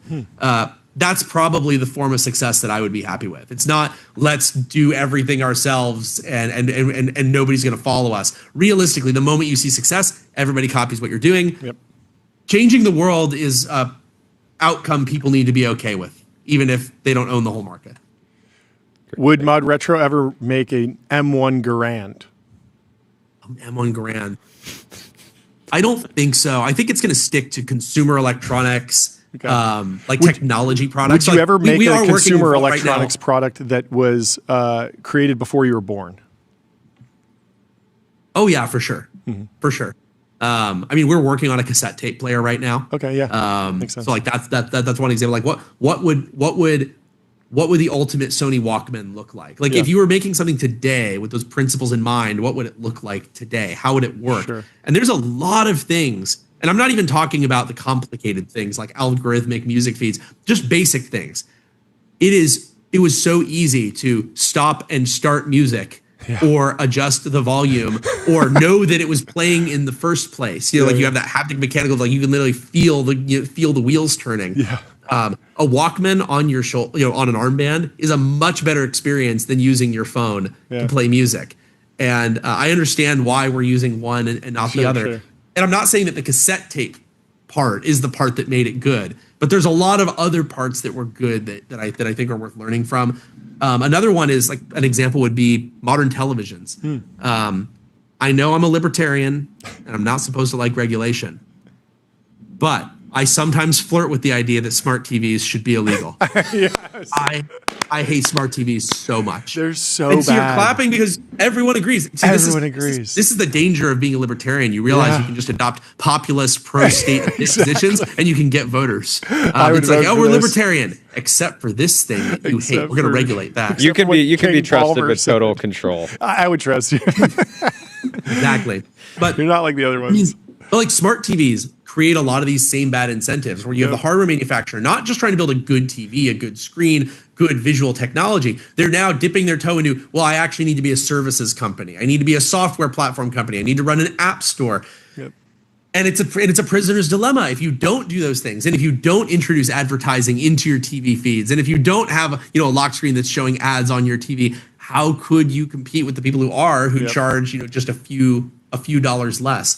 But I think that there's value in saying like, hey, like one of the things ModRetro is looking at doing is doing a modern CRT display, and part of the value there is building something that actually has all those cool attributes of a CRT, especially when you're working with retro computer systems and retro consoles that we're designing the art around the particular technicalities of how a CRT works in terms of having very high motion clarity, very, very good color gamut, relying on the persistence of the phosphors to enable certain visual effects, a certain blending that happens on certain things, doing display interlacing techniques.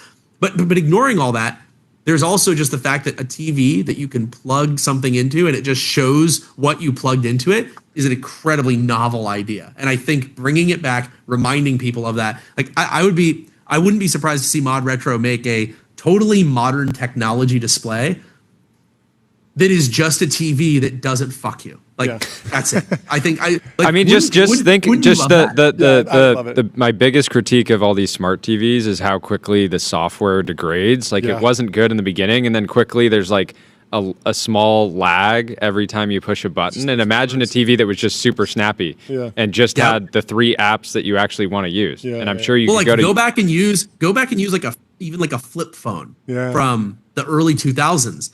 The UIs were literally orders of magnitude faster and snappier than the UIs of these modern smart TVs. Like you can buy a TV with 8 gigabytes of RAM and a 3 gigahertz processor. And somehow, you're right, it still manages to have that lag. No, we're at a stage in the technology cycle where people make things that are different, but not necessarily better. There's this pressure to do things that are new and horizontal different. Movement. Yeah. And my biggest critique is the new iOS liquid glass. It's like, congratulations, you made it different. I don't believe you made it better. Yeah. What do you think? Do you think there's a world where the next turn of VR kind of displaces TVs? We talked to James Cameron about this, and it seemed like he'd kind of seen the next iteration maybe and was kind of excited about the idea of being able to watch a 3D IMAX movie at home. And from my experience with the Apple Vision Pro, the screen's getting better and better. Meta's working on this stuff. Like, we've talked to the big screen team. It feels like we might finally be at a point where we're thinking about replacing the home theater. The way to think about VR headsets is not as a replacement for a TV, but as a replacement for a home theater. So, and the reason that's important is it's not just a TV, a screen.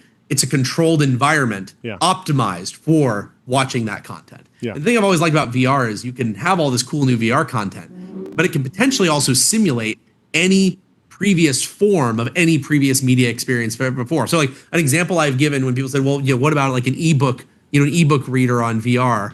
Are we really going to use that? And the point I make is, well, look, if you make this good enough, it's not just the book, right? The experience of reading a book is also your environment, your surroundings. People will go places just to sit down and read a book in the right environment. Simulating that is interesting. So, and the same thing goes for music, right? It's not that you're not trying to simulate a speaker. You're trying to simulate, a listening room. And I feel like that's where things are going. I think that's why James Cameron is excited, because you spend a lot of money to control a viewing experience when you're doing it physically, right? Like I'm building walls, I'm soundproofing a room, I'm painting the whole thing matte black so there's no reflections on my screen. By the way, I've done that. I have a basement home theater that I made myself, and it's the walls are painted matte black and the ceiling is painted matte black, and I have custom matte black carpet that's mostly black except for a few of my favorite galaxies printed on it from NASA imagery. Nice. Because I wanted to have some space carpet. Nothing's cooler than space carpet. But like that was really expensive to do all that, and I think VR is going to actually surpass that experience in short order. The technological path to VR displays being better than 99% of people's home viewing environments is a single-digit year problem. It's not decades. It's within 10 years, certainly. Yeah, what's in the critical path? Is it you've said that you liked pulling the battery out? Are there other things that you're pulling out if you're building the next version of consumer like VR as home theater? What are the design considerations? Things you're pulling out. I mean, where do I even begin? A second screen on the outside. You'd definitely have that if you want to be in a home theater, right? No. I hear that was a Tim Cook special, but I can't confirm it. I don't work at Apple. But I mean, you need to relentlessly focus on the experience of the user of the device, and you can't have features that are not adding to that. It's like you don't. If your job is to try and make VR cool, which is largely what Apple was trying to do with the first generation Vision Pro, you might do things like have a screen on the outside, and like if you're trying to make it cool and acceptable. But at some point, you need to optimize towards the experience of it all. And luckily, in the long run, maybe even the medium run, these things are going to look like sunglasses, not like ski goggles. And so that's really where this is all going. I think if you and me had James Cameron right here to grill, I don't think he would say, I think the future looks like a bunch of people wearing ski goggles. I think he'd say, the glasses you wear to already like navigate and communicate that you're wearing all day will also simultaneously be the best home theater device you've ever seen. We're going to get there sooner rather than later. Yeah. Let's talk about Erebor. There's been some press hits lately. The press seems entirely fixated on Palmer Luckey's crypto bank, and obviously that is not the but the full story. The full story, nor is it the most, I think, exciting thing about it from anybody that's been in the tech industry that lived through the SVB collapse. And so I wanted to hear it directly from you.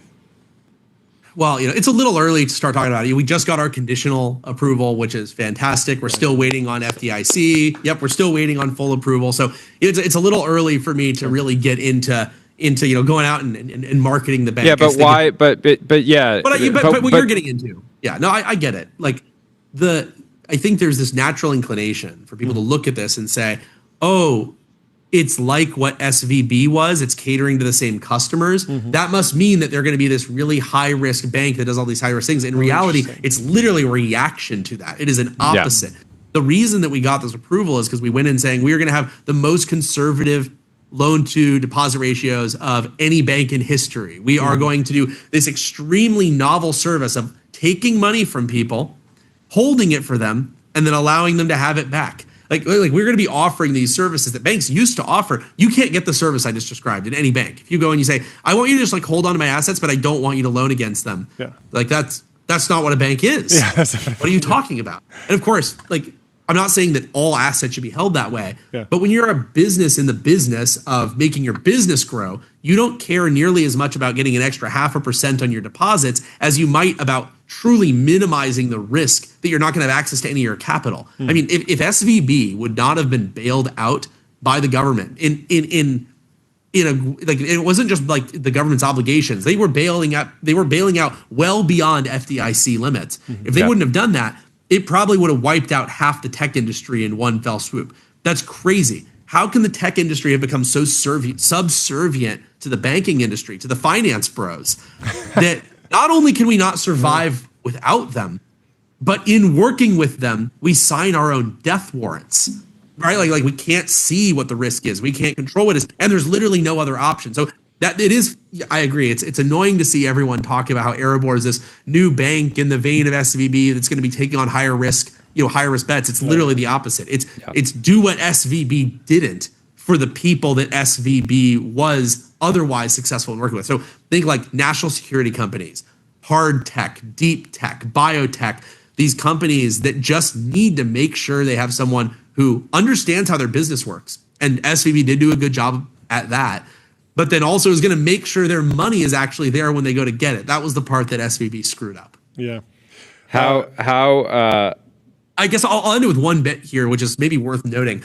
I'm not working on Erebor in an operational day-to-day capacity. Sure. I'm a board member. Yeah. I founded it because I wanted this to exist. You got to remember that the finance industry is full of people who love finance for the sake of finance, right? They're truly in love with all the levers and the machines and they're in love how with it leverage. Works and what. That's right. And in addition, they probably like what it enables. They like free flow of capital. They love the ability to leverage things. Like I get that. Similarly, I'm a VR guy. I love VR for the sake of VR. I love what VR can do. I love that it can be a home theater. I love that it can be a classroom. I love that it can be a time machine. But I also strictly love it for the sake of the technology itself, that you're presenting an artificial view to your peripheral nervous system that is sufficiently advanced as to convince a body that has developed for millions of years to discern what is and isn't real. Like that's incredible. I love it. I would love it from a tech perspective, even if it were useless from an everyday perspective. And I would say that is not how I am with finance. I don't love finance for the sake of finance. I'm not a finance bro.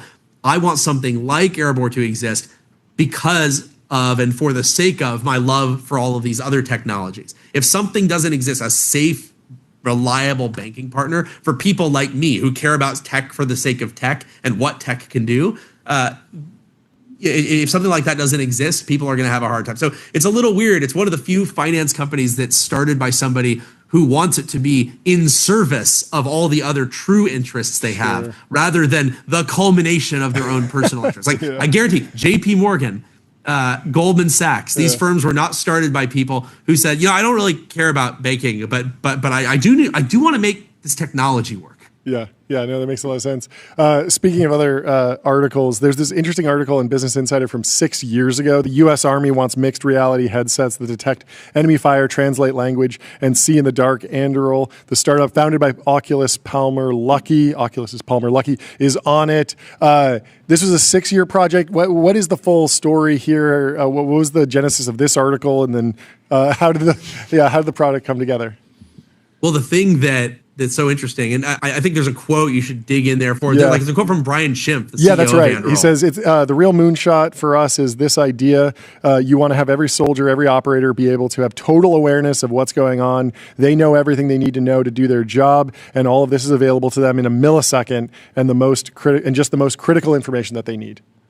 I mean, you could take that quote, and it's practically word for word what the Army is saying about Soldier-Borne Mission Command. I mean, it could be the press release for Eagle Eye, which we just started showing off publicly at AUSA. I mean, I'm.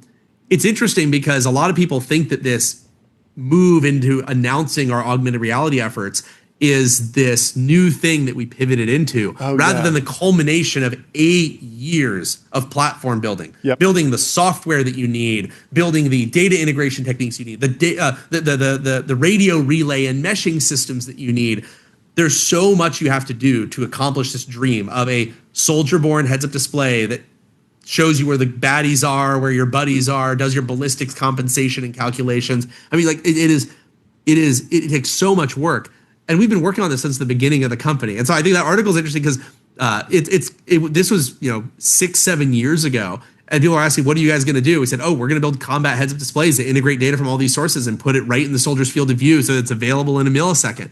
And when we said that back then, people were kind of giving us side eye. And they were like, okay, one, that sounds crazy. Two, the Army just gave, to put this in context, that was 6 months after Microsoft had won the IVAS contract. They're like, well, that's what Microsoft's doing. Why would you be working on that?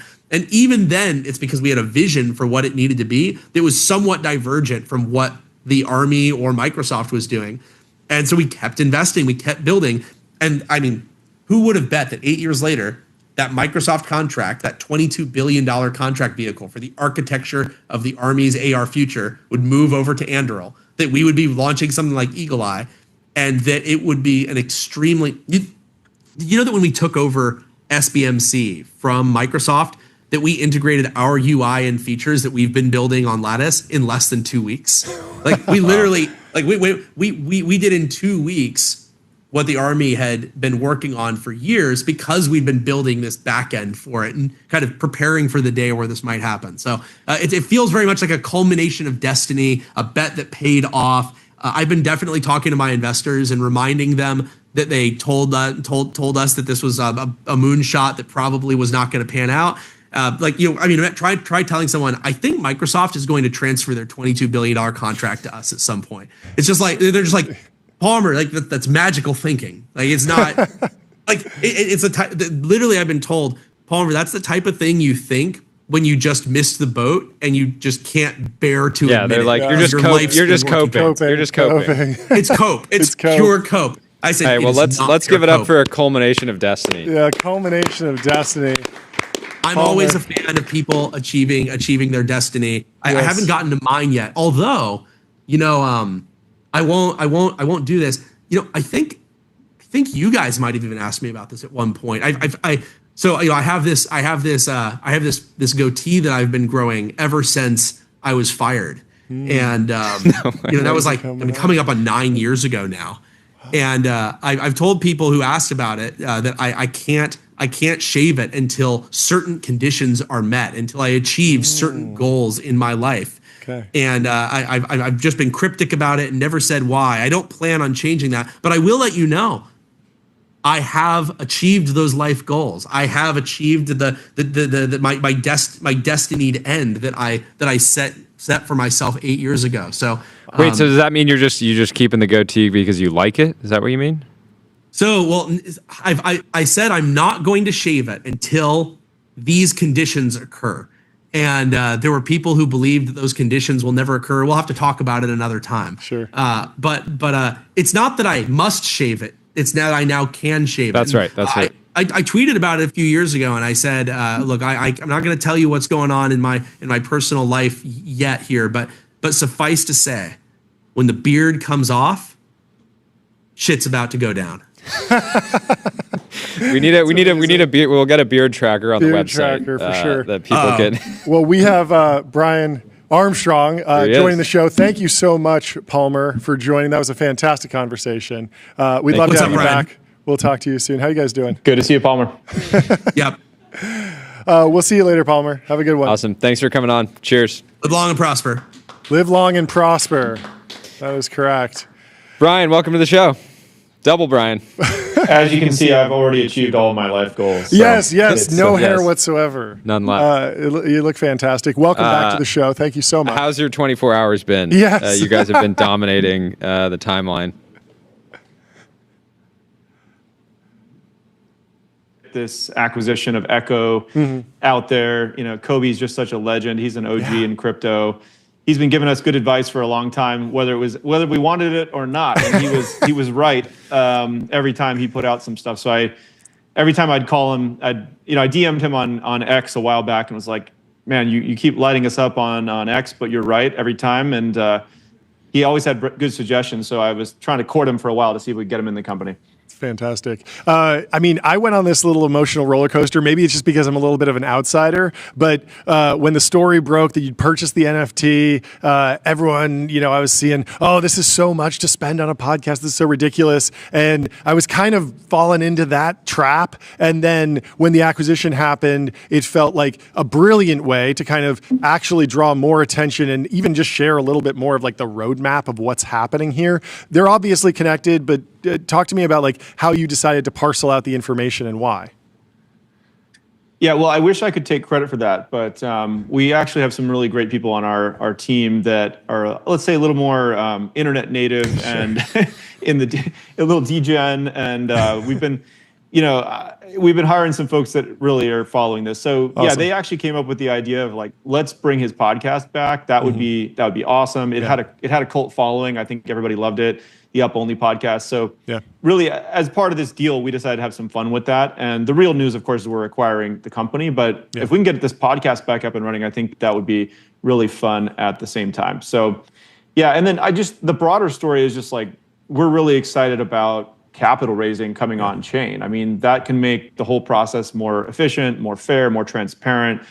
Every entrepreneur who I know finds the fundraising process to be pretty onerous, right? It takes like 2 to 3 months where everything else that you're focused on has to stop. You go do tons of pitch meetings. You get told no 19 out of 20 times. You get punched in the gut over and over with these smart people telling you that your idea sucks. And then if you're lucky, you manage to get this thing over the finish line. And it's always a very tenuous process with tons of legal fees. And so, yeah, we really think that capital formation can be just much more efficient on chain. And Echo is leading this space. They've helped over, I think, maybe 200 or 300 projects now raise money, over $200 million. And so it's not just going to be like token sales, like I think other startups. Yeah. What keyword did I hit for that? I'm not even sure. $200 million. 200 million. We got to ring the gong. Yeah, get that gong going. Okay, let's do it. For the Echo team. I love it. Yeah, and I guess like dive into that a bit further. My understanding is like they're a platform, but they have there's some editorial approach there, right? You're not just for now. It's not any company coming on Echo and spinning up, or is it's community led? Is that it? It's like they have to have. Yeah. The idea is you can raise from your community, and they are curating it a bit, right? Because I think if it's totally open ended, you could have an adverse selection problem, but. They're bringing on really high quality projects. And you can imagine that, Coinbase has about $500 billion in custody from our retail and institutional customers. These people want access to great assets and investments. So Coinbase is really building a network effect here. If we can have great builders come in who want to raise money and connect them with investors who have the money, we're the perfect platform to help accelerate this and give Echo even more distribution. So first, when they come in, they're going to keep Echo standalone, just make sure it continues to operate and do great. But over time, you can imagine us integrating this tokenization fundraising platform into Coinbase and really distributing it to all of our customers. Can you walk me through some of the more like life cycle of a modern crypto startup? Like imagining if I incorporate, raise money on Echo, but then is there a world where I'm in an ecosystem of like Coinbase B2B products, or I'm building on top of Base, or I'm custodying my treasury with you? Like how many different products can I pull off the shelf if I'm building a crypto startup in 2025? Yeah, that's exactly right. I mean, you're pitching the vision better than I could. But yeah, let's say that it's the full life cycle. You're two kids with a laptop and a dream or whatever. You want to start something. You can go in there and open a Coinbase account for your startup. Maybe we even help you incorporate on chain at some point with like a DAO or these kind of things. And then you need to raise your first bit of capital, like a seed round. Press the raise money button and put your pitch deck together, make a video. Like we'll distribute it to some of our customers that are interested in these kind of assets. We help you raise money. Now you've got kind of a business bank account equivalent open where the funds just arrive instantly with USDC from people all over the world. You don't have to be tracking down these like wire transfers and lawyers and all over the world. We just kind of, it's all raised on chain in a smart contract. So your capital arrives immediately.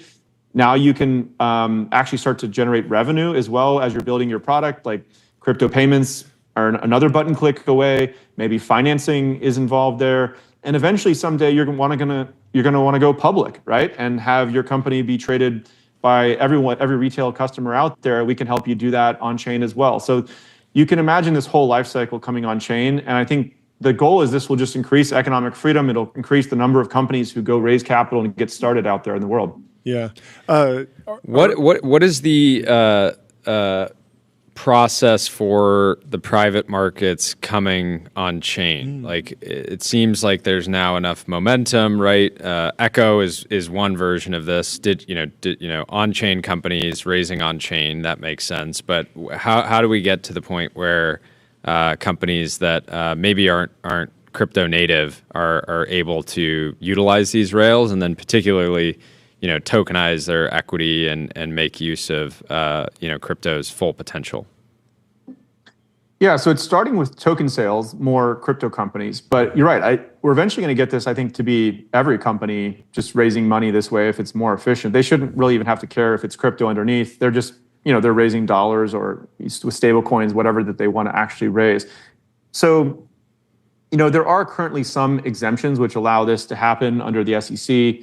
Both for crowdfunding or having accredited investors raise it. But we're spending quite a lot of time with the SEC to try to get the next generation of this working that would allow retail to participate under certain conditions. Mm-hmm. The accredited investor rules are there for a good reason. They want to protect people, the unaccredited investors, but it also prohibits people who are not already wealthy from participating in these kinds of upsides. So in many ways, the accredited investor rules are kind of unfair. We're hoping that we can find the right balance of consumer protection and also making these available to retail. And yeah, it'll level the playing field, democratize access. That's what crypto's good at. Has this happened yet for a company to effectively go public on chain? Do you expect to see that in the near future? There's so much capital on chain that would love to invest in all types of different opportunities, but do you see that? Is that not just dropping a token? Like, do you not think of Ethereum as the first company? Yeah, in some ways, but I'm talking about like a company that, let's say, we had Figma IPO this year. Sure. They could leave an allocation, an on-chain allocation. Yeah, interesting. And so some would go through traditional brokerages, and I just feel like you'd be getting the first calls for serious companies that wanted to explore something like that. Yeah. So there's been lots of precursors to this, the whole ICO craze and everything. It just showed the amount of demand for this, or like the Ethereum launch or anything, right? But there hasn't been anybody who's done it yet with like a traditional IPO, like you said, with an allocation in the on-chain category. Mm-hmm. And actually, when Coinbase went public in 2021, I really wanted to do this. We spent a bunch of time with the lawyers trying to figure it out. And unfortunately, like the SEC at that time was not the kind of, it wasn't ready, let's put it that way. And so now we have an SEC that's much more engaged and willing to innovate on this frontier, and they really want the US to be the crypto capital of the world. So I think that we will see, hopefully in the next 2-3 years, the first company go public on chain, and could be in parallel with a traditional IPO. But over time, I think you'll eventually see like a marquee blue chip company go public entirely on chain. And that's the direction this is heading. Crypto is eating financial services, and hopefully Coinbase can be the primary account for people in that new economy.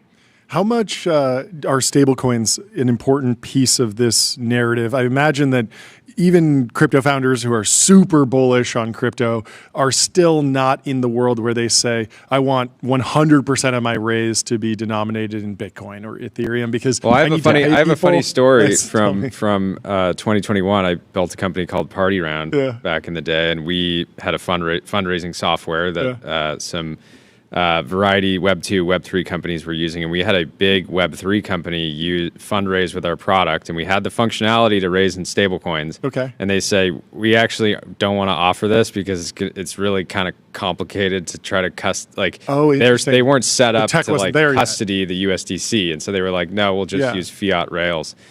Because the variety, the tech's obviously come a long way since then, but I'm wondering, like, are modern crypto companies thinking 10% in crypto or Bitcoin and ETH or something like that? Or are there companies that are like 50-50? Or are they like, I want to use crypto rails, but it's got to be all in stable coins? Is it all over the place? Like, what's the current mood around, like, just if you're building a startup and you want to build a product and you need to pay, employees the same amount treasury management philosophy every month? Like, how do people think about that?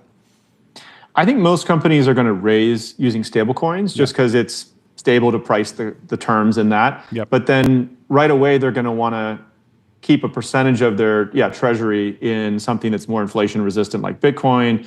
Mm-hmm. We're seeing even large public companies like Coinbase and others use Bitcoin on their balance sheet. Sure. So it's becoming more acceptable to have Bitcoin in the treasury as part of treasury management. It's almost becoming like a best practice if you want to hedge against inflation. Yeah. But just to actually get investment terms done, that's probably going to happen in USDC with people just clicking a button to sign the terms, agree to the safe, and then the money is instantly transferred as part of that. Yeah, no, that makes a lot of sense. We're having Brian Chesky on in just a few minutes. I don't think we ever got your full take on founder mode. Like, you've been through I feel like you're in like the best example of like a founder who's been at the helm through so many cycles. How have you distilled your philosophy, your operating philosophy on like keeping the team aligned, keeping focus, agility, keeping new ideas flowing through the entire Coinbase journey? Yeah, well, I actually started my career at Airbnb, and I got a chance to work with Brian and Joe and Nate, and so I'm a big fan of Airbnb and everything I learned there before going on to Coinbase. But I'm a big fan of founder mode as well. I think Brian struck a chord with that when he put it out. I mean, I'll tell you one of the things actually we adopted from his founder mode talk and subsequent content that came out is like we're now doing product events twice a year where we go out and just package up everything we've been building and communicate it to the world. That's just one small example, but I think the core message of it is like, don't apologize for running the company how you want to run it. And so there's definitely times every week where I have to jump down into the weeds and be like, look, we're not hitting the bar here. Like, let's level it up. Let's go in this direction. And so you're constantly, as a founder, sort of making those edits in the room, editing people's thinking, editing who's in charge of that team, editing the roadmap to get it all moving in the direction you want. So sometimes micromanagement is underrated and necessary. Sometimes it's okay to be a dictator. By Kobe DM as well. If he DMs you something, you got to bring it to the team. I think we have Brian Chesky joining just now. Thank you, Brian Armstrong, for hopping on the stream. Hey, look, it's your old boss. It's your old boss. Hey, Brian. Hey. How you guys doing? Strong black t-shirt game today. I like it. Yeah, looking good, guys. You both look fantastic. Thank you so much for hopping on the stream. Yeah, congratulations to the Coinbase and the Echo teams. Yeah, awesome moment. We'll Cheers. All right, thanks, guys. Bye. Cheers. And Brian Chesky from Airbnb Here we go. Joining the show. How are you guys, doing, how Brian? You We're doing great. Great. How are you doing? Congratulations on all the progress. We've been hoping to get you on the stream this year. We're really excited to sync up. We have to kick it off with the most important question. This is what literally thousands of people asked us to ask you this question. They want to know your one rep max. What's your bench press? Oh, for bench press? Yes. I Maybe don't bench all-time. anymore. What about I used to do all-time 3 best? plates. 3 plates, 315. All-time best, 315. I was better at deadlift. I deadlifted, I think 595. Whoa. So which I think is 6 plates. 6 plates. And then now I do like squats. Thank you very much. I do 315 for sets of 10 or 12. There you go. Fantastic. We were reviewing some of the more recent shifts in your strategy at Airbnb. I would love for you to give us just an update on this idea of Airbnb as a community, Airbnb as a platform. We were actually debating this earlier. I met my co-founders of my first company on Airbnb. That's how I needed a place to stay. They were doing YC. I said, this will be a perfect fit. I want to build a company. We wound up putting the companies together. And I thought that Airbnb was actually a community on day one. And so when you say you want Airbnb to be a community, is that a return or is that an evolution? Is that an act 2 or is that a return to act 1? How are you thinking about community building? Yeah, it's a great question. It's kind of both. I mean, I think Airbnb started very much as a community because people lived with each other. It was mostly bedrooms. Yeah. And so in that sense, it was implicitly a community and everyone left reviews for one another. Now, as we've grown, more and more people have traveled with families and groups and they've rented entire homes. Yeah. And there's still a community. I mean, a lot of people, 2 out of 3 people who book an Airbnb leave a review. Yeah. That's not true of most platforms. So people contribute. But I think that we can go so much further. Mm-hmm. So I think it's a little bit of returning to our roots, but then taking those roots and then taking a giant step forward. Mm-hmm. And so I'll give you a couple examples. We launched earlier this year experiences. And one of the things we noticed was one of the biggest things we want to do with experiences is meet other people. Yeah. So we basically allow you now to opt in. You can publish on a guest book. So when people book an experience, they can see who else is going. You can then stay in touch with people after. You can message them because a lot of people were like staying in touch, but they would have to exchange WhatsApp numbers. It's really laborious. You can't communicate with everyone. So these are just small things, but we're going to be doing so much more. I mean, ultimately, Airbnb is mostly a marketplace right now. Yeah. And I would love it to be first and foremost a community. And it means that the atomic unit of Airbnb goes from a listing, a home, to a person. In other words, the most important asset we have are all the people, not all the inventory. That is a really, really big shift. And we've made a lot of investments in our community. For example, we have 200 million verified identities. There's only 180 million passports in circulation, US passports. So we've done a lot around profile, having more of an ironclad identity system, building out. There are really no social networks anymore. There's no profiles on the internet, maybe other than like LinkedIn. And so we think there's a real opportunity to build something like a social network in the real world where you can travel and live anywhere and you can get a home, you can get a service, you can get experiences, you can meet people, you can discover interesting communities. And it could go even beyond travel because we're starting to see people using Airbnb in their own cities, especially for service experiences. And why are we doing this? Because I like to ask entrepreneurs, like, why do you deserve to exist? Mm-hmm. And the best generic answer I've ever been answered is because if I don't do it, no one else will. And I kind of think the thing that we're working on, that I'm not saying no one else will, but the thing that's unique to us is the idea that we have a community. And I think it's a superpower, but we could do a lot more with it. Because we're built on trust and people do one of the most intimate things they can do, share their home with one another. Yeah. So I feel like if we build this system of trust, we can do a lot more with it. I was reading an article about run clubs, and they've become really popular, and they were kind of branding, at least in the thing that I was reading, as like a modern dating service or something. And I'm wondering, like, how quickly does community building does Airbnb become a dating app at some point? Like, am I crazy for thinking that people will meet each other on this app? I think they will. I think it'd be more like a college party vibe. Sure. So less of a one-to-one matchmaking and more like what makes a college party unique?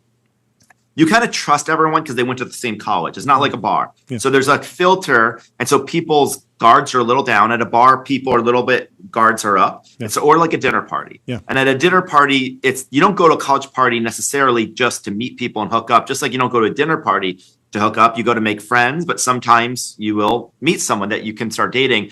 And so it's more like we're going to create a trusted environment for people to meet. There's no subtext of dating or anything like that. Yeah. But of course that happens. Yeah. And so that's kind of how we think of it. We're not going to do like a matchmaking service. Yeah, but it makes sense. If you go to a city and you want to do an activity and you go with a bunch of other people, you're going to make friends, you're going to make business partners, but you're also maybe going to, become romantically interested in someone. Yeah, all the above. That's the nature of these things. Jordy? What's it like transitioning? And I'm sure you consult with founders that are maybe 5-10 years, behind in the journey. But what's it like transitioning from the venture world in terms of like this sort of it's very milestone based. You're going from Series A to B to C. It's very clear to IPO, and then you're public and you're just out in the ocean, right? And it's just sort of this endless sea of opportunity and paths and journeys. But I'm curious, like, what mental shift was required to move into the public markets, especially now that you're 5 years in? Yeah, I mean, this might be surprising to say, but I felt like it was harder to be a late stage private company than a public company. Because a late stage private company, you have all the disadvantages of being public. Like your financials are like well audited. There's beat reporters covering you. When you're of large scale, we found a lot of things leaking to the public market. So we were marked to market. So we kind of had a lot of the disadvantages of being public. But there's always a sense when you're a private company, you get really big, like you're hiding something or there's more to the story. And so there's this insatiable desire when you're a private company for people to, quote, get to the truth, get to the bottom of it. And once you go public, everything is disclosed through the S1, the document you have to file with the SEC. And then I think people just assume like there's so much more transparency. I think it's harder and easier. It's a little less milestone based. I mean, you literally I used to pay a really close attention to our valuation every round we did. And everything you do as a private company, it's often to get to the next fundraising. And that can be helpful, but you can also make a lot of trade-offs. Like I think we made, just to our prior test topic, I think we made some trade-offs around human connection and community, probably a period of time in the name of growth. And I think most companies, you live and die by that next round, and that round being an up round, not a down round, and making sure you have enough money. And we were one of the most profitable companies in tech. We raised not a lot of money relative to our valuation. By the time we went public, we had cumulatively burned, I think, $0 of cash or very little free cash flow. And yet we were still pretty beholden to it. Now, once you're public, it's almost like it's so omnipresent that you almost just, it becomes part of the background. Your valuation changes every second of every day of every business hour.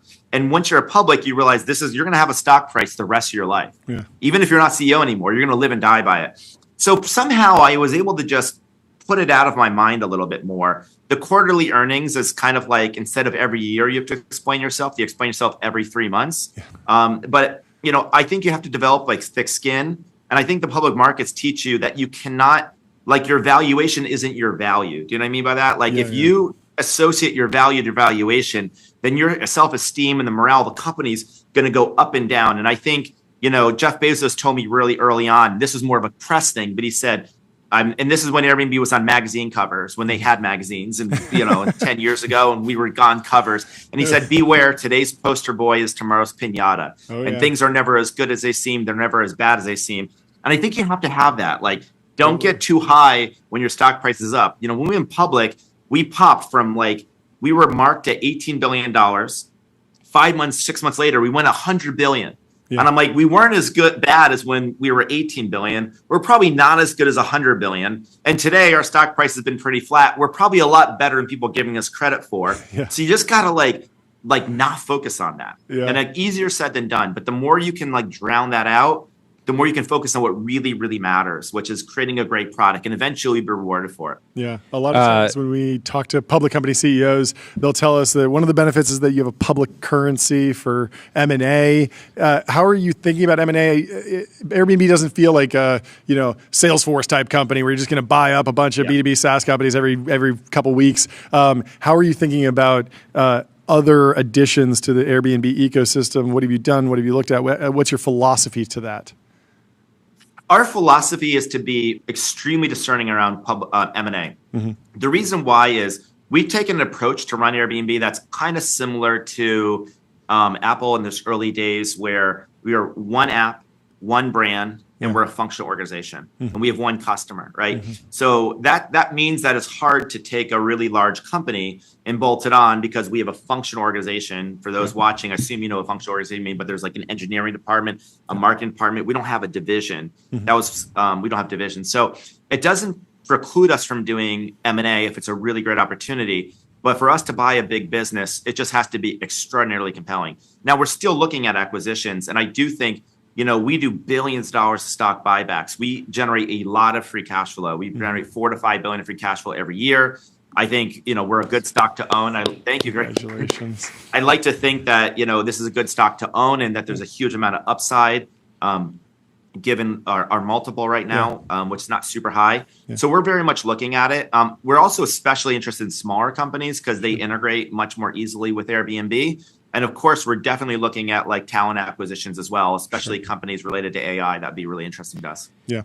Jordy? On running on a quarterly cadence, there's been some talk this year and maybe interest from the admin to move to a sort of biannual reporting requirements. As a public company CEO, what do you think the impacts would be to your business, and what are some of the sort of more broad impacts that you would expect out of a move like that? Because it's easy for the podcast class or people on X to talk about why it would be good or why it would be bad, but I'm curious from your view. Yeah, it's a great question. I think it would probably be, from the company perspective, marginally better. I don't think it would be a complete life change or game change. Like we spend a decent amount of time preparing for earnings. You want to show respect to the investors and be prepared. At the same time, if I was an investor, I'd want to know that Airbnb management was mostly focused on growing the company and making the company more valuable. So, I try to spend a decent amount of time on earnings, and I do think some CEOs spend a lot of time on earnings, and insofar that they spend a lot of time on earnings, it's probably best for shareholders in the long run, even though they want more information more frequently. I think there's probably just more upside in management being a little less distracted and being more heads down, and not much changes over the course of 3 months. I mean, that's the other thing I've noticed is so little changes every 3 months that you end up getting asked questions around like foreign exchange, like currency, the more frequent the meetings, the more tactical the conversations often are. And I wonder if a positive outcome would be less management distraction, but also the topics would be bigger, more strategic, and actually more fundamental. I mean, we get asked a lot of really good questions, but we get asked a lot of things because they're trying to predict what's going to happen next 3 months. Sure. And so the more frequent you have to report, the more tactical the trades are. And so the smaller the topics are. Yeah, so a great CEO, you're thinking, how can we be a more valuable company a year from now, 5 years from now? How do we... There's a slight misalignment in timelines between the frequency of the reporting, the questions that get asked, and how I think about the business. Like, I'm not thinking about like the impacts that much of tariffs, or like whether the currency exchange between Europe and the US, US dollar, like these are not things that you can optimize that well anyway. And I don't think these are things that should determine whether you should buy our stock and hold it or sell it. I think it's much bigger, more fundamental things. And so I think that would be, but I think on balance, probably good. I can imagine people that trade on information want it more frequently, but I do think there's a cost to it. And so probably on net balance, it's probably good to go to every 6 months, but make no mistake, it's not a huge problem for me. Like if it's every 3 months, we're fine. How do you think about the long-term opportunity in categories that previously struggled with disintermediation? Airbnb hasn't had that problem, but as I think about new products, when we actually went through this whole era of like Airbnb for dog walkers, Airbnb for house cleaners, and the problem with those platforms was that there's a lot of disintermediation. Yeah, you meet someone on the platform and then you say, hey, I'll pay you cash the next time you come by. Do you see any long-term solution to those with, just building a better payments platform, review platform, or do you want to stay out of markets that are that have a risk of disintermediation? That's a really, really good question. And because historically we're a travel business, supply and demand are different cities, and there's not a lot of repeat business, so there's a very low risk of disintermediation. And because the transaction is fairly high risk to both parties, you don't want to get scammed, and you want to have recourse, you want to have customer service. Every reservation has $3 million of damage protection that is voided if you go outside the reservation. So in our case, historically, because we're a global network effect, it's a high high consideration purchase with a lot of protections, we haven't had this problem. Yeah. But we are now facing this Yeah. because we just launched services. Yeah. Now, travel services, like you can get a chef for your Airbnb. You got a big kitchen. Why not have a chef come over? We're starting to now see people booking chefs in their own city. Mm-hmm. And so if you get a chef and you love them, you might order them again. Yep. So we are now entering this, and it's really local recurring services where there's a risk of disintermediation. Mm-hmm. And the more it's local reoccurring services that are commodity, where the differentiation is not big. Like a chef, you might want the same chef, but you might want a different cuisine. And so you might go to a different chef. So, you might not use the regular. My view on this is we should do what's best for the customer, not what's best for our business model. In the end, and if it means that we need to have a lower commission for repeat business, or it means we have a different business model, I think that's okay. We are absolutely looking at loyalty programs, things like that could create incentives. But I do think that, you got to align your incentives. We never want to have a commission structure where you have an incentive to go off the platform. So if it's a recurring business, we should not do taking 15%. Yeah. Maybe we don't take anything. Maybe we take a really low percentage point, a low take rate, but maybe you also accrue some loyalty points, something like that. Yeah, you start building, business in a box, right? Or start something more. The other way you can do it is membership, right? You can have a paid subscription service where you just get access, and then within that closed garden, you can do whatever transactions you want. So I think it's just a matter of start with a customer, work backwards to the business model. And I think there's a number of different business models here, but I do not think a 15% take rate on recurring business model, a recurring service works. So the margins would probably be lower because you're not providing as much value, unless you're providing a lot of other protections. Yeah. Where do you think AI is overhyped, and where do you think it's underhyped? That's a great question. You can try to answer this without pissing off any friends. I might piss some people off right now. I don't think I will. Okay, here's my instinct. ChatGPT launched 3 years ago. More than this time 3 years ago, people were not talking about AI, right? October 2022, people were talking about Elon Musk buying Twitter. Yeah. Like that was what people were talking about. A little earlier, people were talking about crypto. Yeah. And people were not talking about AI. And people that were like, this is 5 or 10 years away. And then ChatGPT launched late November 2022. And in the last 3 years, that's all anyone's talking about. There's an old saying, people overestimate what they can do in a year and underestimate what they can do in 10 years. I think that's true of AI. I think that people are wildly overestimating what AI will do to society in the next 2, 3, 4 years. And they're probably wildly underestimating the impact of society in 10 or 15 years. Mm-hmm. I think it's going to be slow and then all of a sudden. And so 3 years later, after the launch of ChatGPT, daily life is not that much different for the average person. Yeah. The top 3 apps in the App Store are AI apps: ChatGPT, Gemini, and Sora. Apps 4 through 50, including ours, or most of them, are not AI native apps. Most of us have some AI in it. We have an AI customer service agent. We think it's really great, but we're not an AI app yet. Mm-hmm. And so I think the real question is, when does AI change daily life for the average person? And the answer to that question is, when do the top 50 apps, when do all those consumer apps become essentially AI apps, AI native apps? Think of AI intelligence as like a gold rush. And in this case, the gold is intelligence. And so you have companies that are mining gold.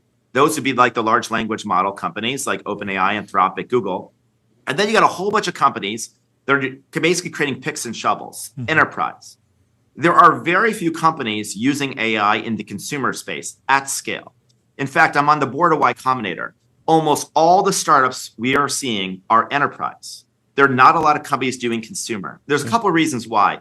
Number one, I think some people are nervous about ChatGPT killing their startup. I think they're too worried. I think companies are too worried. I keep telling people, and I told this to Sam Altman, one of my best friends, that no one company can run the entire economy. First of all, governments won't allow that. But second of all, it's just too much bureaucracy in a company to do that. And there's a reason that when Apple created the iPhone, they didn't make every app in the App Store. Because can you imagine how big of a bureaucracy that would have had to be for Apple to build Airbnb and Uber and Instacart and Instagram and blah, blah, blah, blah, blah. So there's going to be a whole series of companies, but they're going to take time. My prediction is that in the next 3 to 5 years, not in the next year, you're going to see a huge boom in the consumer space of AI. And to me, the entire economy is going to be built around the consumer adoption. Enterprise supports consumer. And I do think enterprise is being adopted quickly. Tools are becoming more efficient. But I do think the big question is, when does it reach the consumer's day-to-day life? And looking at our timeline of development, I'm going to assume we're a little bit faster than the average company because we're really focused on this. And we're still it's going to take a few more years for us to really transform the company to become an AI company. And eventually, we want to be every bit an AI company as the truly AI native companies. Because I think every tech company is going to be an AI company, or they're going to cease to exist at some point. So the question is, how long does this shift take? It's not a year. It's longer than that. Wait, so you told Sam Altman he can't control the entire economy. Did he say, I'm going to try anyway? No, he acknowledged that. In fact, this was, how this topic came up? It came up with the dev day where they had essentially those SDKs. And we were debating the GBTs. And we were debating well, what would that be? And my very strong opinion was, he said, what's the role of apps in the world of ChatGPT? And I said, I don't know how much different it is than the App Store. It might be a little bit different, but I don't think that every app is just a mere data layer. And by the way, I think what you need to do, unless you want to build everything yourself, and again, I think you have a whole different set of problems you try to build them yourself, is you need a really robust SDK. You really robust SDK. The thing they launched was a first version, but it wasn't a very robust SDK. We have, we have a community. You have to have an account. You have to be a member of the community. There's a lot of things that precluded us from being able to have a really good integration with the current SDK as it is. But I think ChatGPT could be an incredible platform if there's a really robust SDK. Just like I think, we can still have our app on the App Store. What kind of conversations do you think management teams are having around integrating with LLMs? We've seen OpenAI announce partnerships with Etsy, Marketplace, Walmart. Notably not Amazon yet, or eBay. I'm sure those conversations are happening. But from your view, running scaled marketplace business, what kind of conversations and kind of concerns or questions do you think these other players have starting to integrate around agentic commerce? Agentic commerce, and specifically integrating with OpenAI, when OpenAI's ambitions are obviously incredibly bold, and they do want to own as much of the user experience, I think, as they can. Yeah, I totally understand why a company would want to do that. I think most of these companies are thinking of this as an experiment at this stage.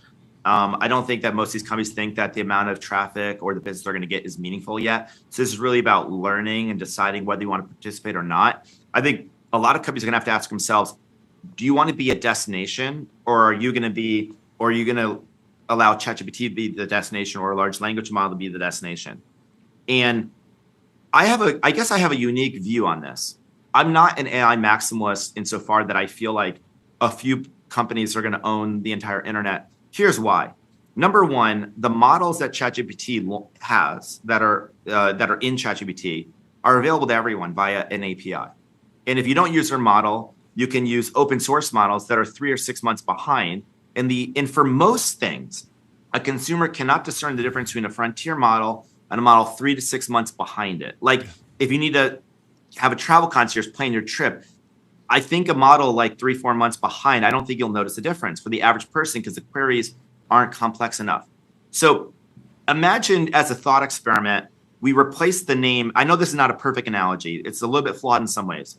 But imagine we replace an AI with electricity.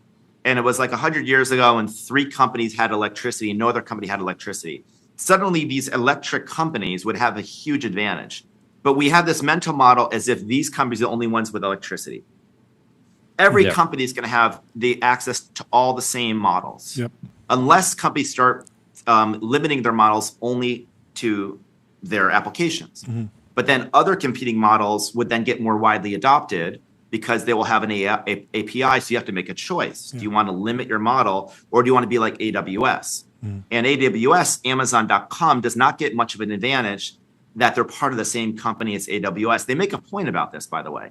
And so I think you're going to see a huge change where, on the one hand, we all have to decide how to participate with platforms like ChatGPT. And I think if they build a really great SDK and we can still own the customer relationship, there's probably not a huge problem. It has to just be integrated correctly.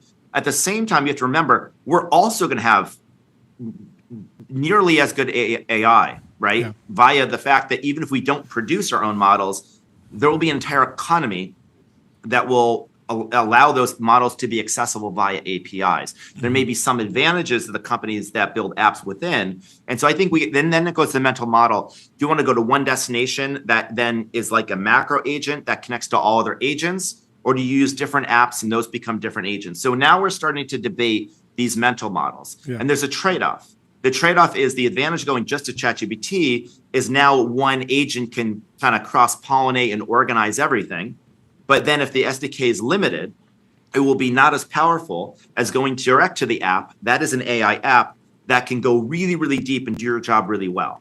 And so this is the balance. And where do I think this lands? Where I think it goes is I think ChatGPT has to build an SDK that's really robust, and it will be just a channel.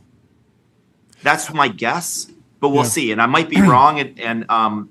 But just remember that like all these companies are going to eventually have access to AI. Yeah. And so we're going through this whole electrification, so to speak, period over the next 3 years of putting the latest models into our apps. And for us to do that, we have to basically rebuild the apps from the ground up. Yeah.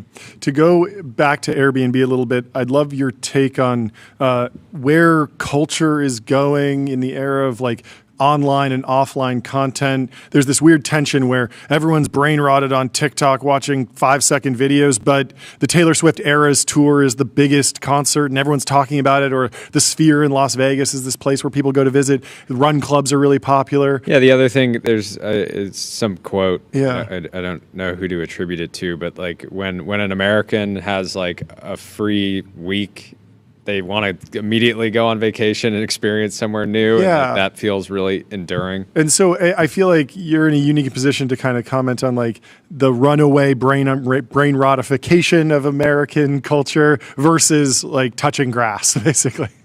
Yeah, I think it's a great question. And when I came to Silicon Valley, there was this thing called social networking.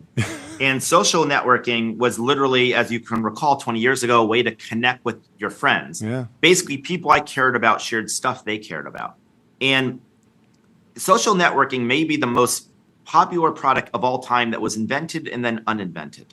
It was literally uninvented. Oh, yeah. Because around 2012, it became social media. And the moment it became social media, your friends became your followers. You stopped connecting. You started performing. Yeah. And social media is now becoming not social because pretty soon the feed became algorithmic, not your followers. And now with Sora, the content is going to continually become AI. Mm-hmm. And so pretty soon, the name social media is not even the appropriate name. I'm not sure I'd call Sora social media. I don't know how social it is right now. Yeah. It's really AI media, if it's anything. And I think AI media is going to be where this goes. And I think the problem with it, well, maybe it's a problem, maybe it's not, but the name artificial intelligence, AI, the key word I think is the first word, not the second word, artificial. Mm-hmm. And I think what's going to happen is more and more what's on a screen will be artificial. Not to say it's bad, but it will be like a fantasy land. Yeah. And increasingly, I like to say you want to ride a trend or ride the opposite trend. And so if we're basically creating this fantasy digital realm that is highly artificial, I think in reaction to that, people want what's real. And the way you're noticing this, if you look at Gen Alpha, really young people, they're actually, some of them adopting social media less. They're starting to see some of the adoption of social media go down. And there's an enamoration with the 80s. Kids born after the 80s are obsessed with the 80s now, a bygone era that they weren't a part of before technology took over people's lives, right? There's like this nostalgia, and we see it because we do these like pop-up experiences that's based on nostalgic, and it like young people are obsessed with them, especially eras before them, and concerts are more popular than ever. People now, Americans go to Europe on vacation more than ever. Like how many of your friends do you know that go to Europe for vacation? And 10, 20 years ago, they weren't doing that. So people are looking to get away and have experiences. And so when AI automates everything or more and more things, I don't think AI is going to change how we go on vacation, the physical aspect of it that much. It might change how we book it, how we connect, but we want to be one of the companies that are getting people off their phone. If this was 20 years ago and you were like time traveling to today, you would remark how the world looks almost identical than 20 years ago physically, except now people are looking at these pieces of glass all day long. Yeah. What is in this piece of glass? and they're just in this vortex. And I think increasingly, I think you're going to see a little bit of a reaction against that. This is not an anti-phone like rant. This is not an anti-AI thing. It's just about the fact that we need to have a balance. Do you ever notice that devices and screens aren't usually in your dreams? There's something about the digital realm that doesn't quite stick in your memory the way physical experiences do. Yeah. And I think increasingly, if AI frees up more of our time, hopefully that time can be spent in the real world having meaningful experiences with people we care about. And to me, that's what life is really going to be about. And I want to be a part of that. I want to be a part of getting people off their phones into the real world, meeting people, making the world feel smaller, having cool services, having cool experiences. And most of these jobs that we're going to produce or like workforce is not going to be automated by AI anytime soon. I don't think you want a robot massaging you or pouring you wine. And so I just think AI is going to lead to this acceleration of really AI media, which I think is going to push a lot of people also into the physical world, just as you're saying. I think people will slowly wake up that Airbnb is an AI bet, but not because you guys are going to use all the different forms of digital intelligence, but people are going to increasingly just want to log off. Yeah. Last question, if we have time: how do you see the role of the designer evolving with various Gen AI tools? It feels, in my personal experience, the value of great designers is actually just going up. Like I want more of their time. I think they're commanding even higher and higher premiums. But I'm curious what your view is. I think I would agree with you. You know, it's funny. Just a quick story. When I started in Silicon Valley, I remember I pitched an investor, and one of the investors, I give him credit for being brutally honest, because the end of the presentation, he said, "I like everything but you and your idea." That's what he said. And I didn't think that was an insult till I got home, and I thought, well, what else is there? But he basically said, he was basically implying two things that didn't seem like they seemed reasonable. Strangers won't live in each other's homes. Okay, that seemed like a reasonable conclusion. And designers don't start tech companies. And it seemed plausible.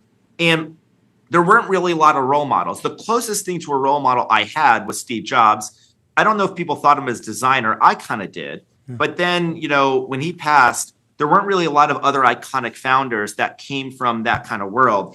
And I view design as a huge differentiator. And in a world where software programming is a language, and AI is really good at language, and English to Spanish, English to a software language, I think the role of designer is going to be really important. And also, I think everyone's going to be a designer, whether they want to call themselves designers or not. Engineers, marketers, other people are essentially making design decisions. So then the question is, well, what is design?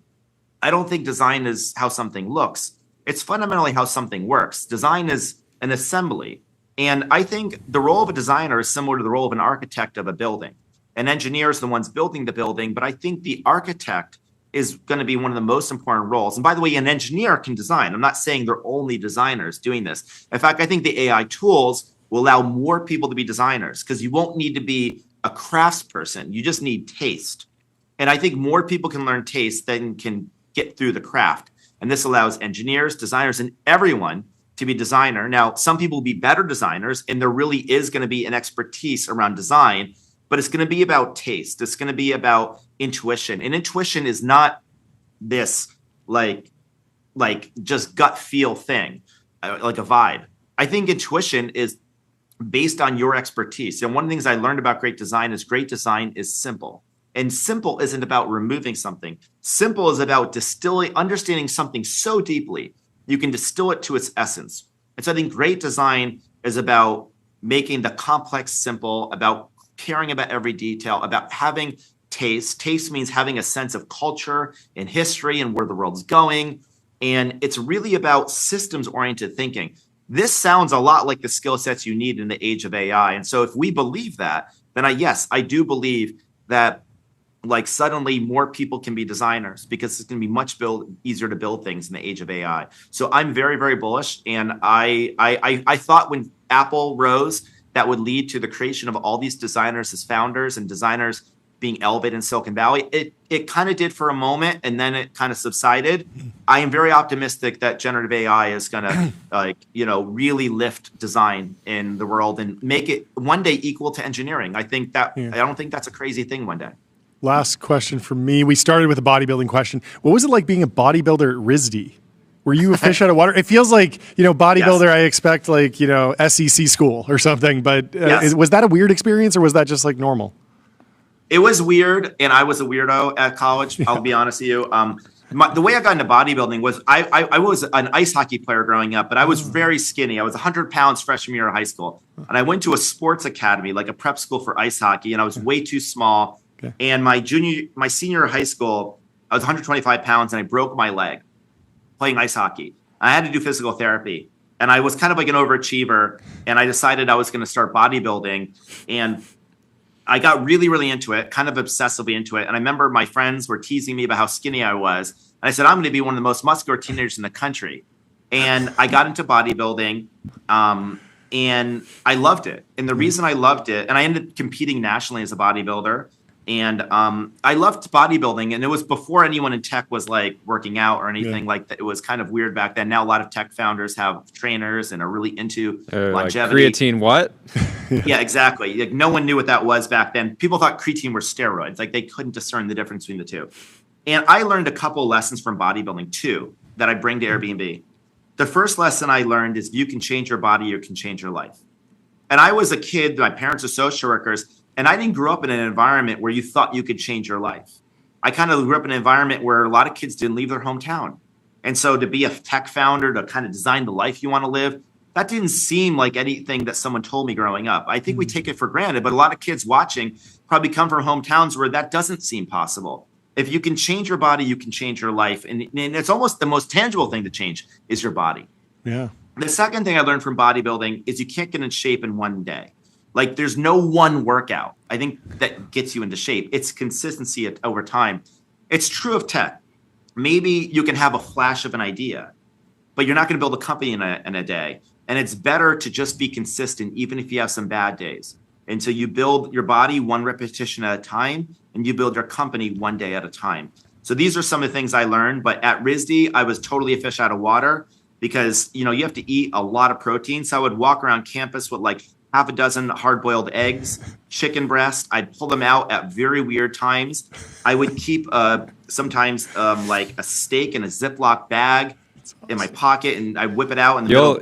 You'll appreciate design class. And people thought it was pretty weird, but that dedication, I just didn't really care. And it was, and I'm glad I did it now that I'm 44 because it keeps you feeling young. You'll appreciate my I got quite into weightlifting in college. My hack was I would go to the school cafeteria, all you can eat, and they would let you bring like sandwiches out. That was the one thing they allowed. And so I would take a sandwich and I'd make a hamburger puck of peanut butter, and I would bring two between breakfast and lunch. I'd have two peanut butter sandwiches that were just like a full puck, and then do the same thing between lunch and dinner. And then for dinner, I'd have two more. And so I'd be bulking. It's bulking. I know all those stories. Yeah. Waking up in the middle of the night to chug egg whites, all those kind of things. There you go. In my cafeteria, you had this meal card, and if you don't use your meal card credit, you lose it. And a lot of the women wouldn't eat as much, and they would basically have all this meal credit they would lose in the year. And so I made friends with them, and they would give me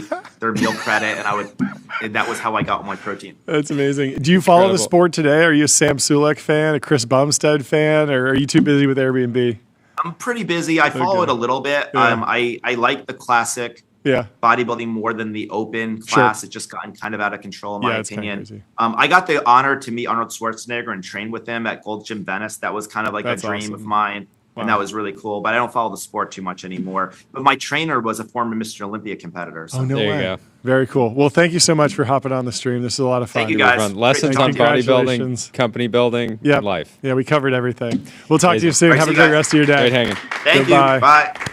Before our next guest hops on, let me tell you about Google AI Studio, the fastest way from prompt to production with Gemini. You can chat with models, vibe code, monitor usage, and more. And let me also tell you about Profound. Get your brand mentioned on ChatGPT. Reach millions of consumers who are using AI to discover new products and brands. We didn't even cover the Airbnb story of their brilliant SEO journey during the Google era. Airbnb set up all these incredible landing pages for rentals in Tulsa, rentals in San Francisco. And so whenever you search for rental homes in a certain place, they were one of the greatest SEO beneficiaries during that boom. And you can be potentially one of the beneficiaries of the AI era with Profound. Buko Capital Bloke, friend of the show, says, God, I could kiss Carpathy. SaaS has risen. SaaS has risen. Of course, the first company I looked up, Salesforce, up 3.5% today.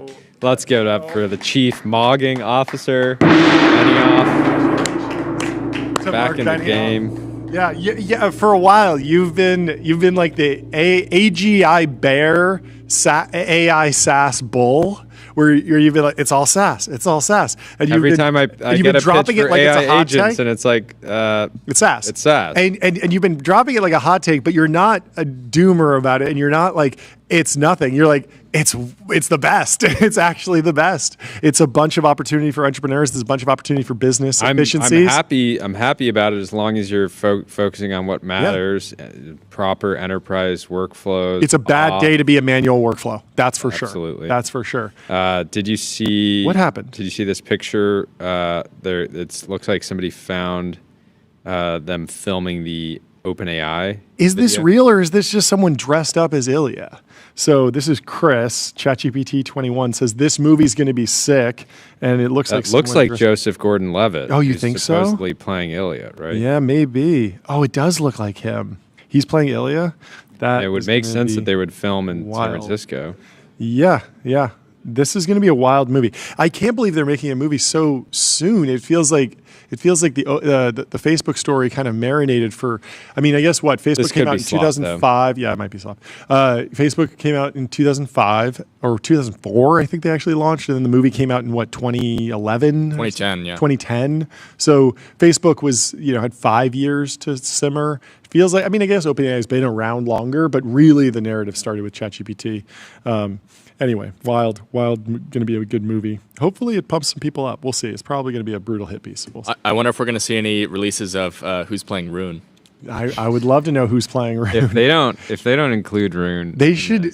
Yeah, they should just do it. Will. He should be the animated character the whole time. You know how like in Who Framed Roger Rabbit, it's you haven't seen this? You haven't seen Who Framed Roger Rabbit? Who Framed Roger Rabbit is one of the first movies that was shot with film, but then they animated cartoon characters over the film, and so the cartoon characters interact with the real humans, and they like interact with each other in this funny, interesting way. It's the whole premise of the story is that like the cartoon characters broke out of their cartoon and like exist in the real world, something like that. And so I would love to see Rune played by an animated character throughout the whole film. That would be pretty wacky.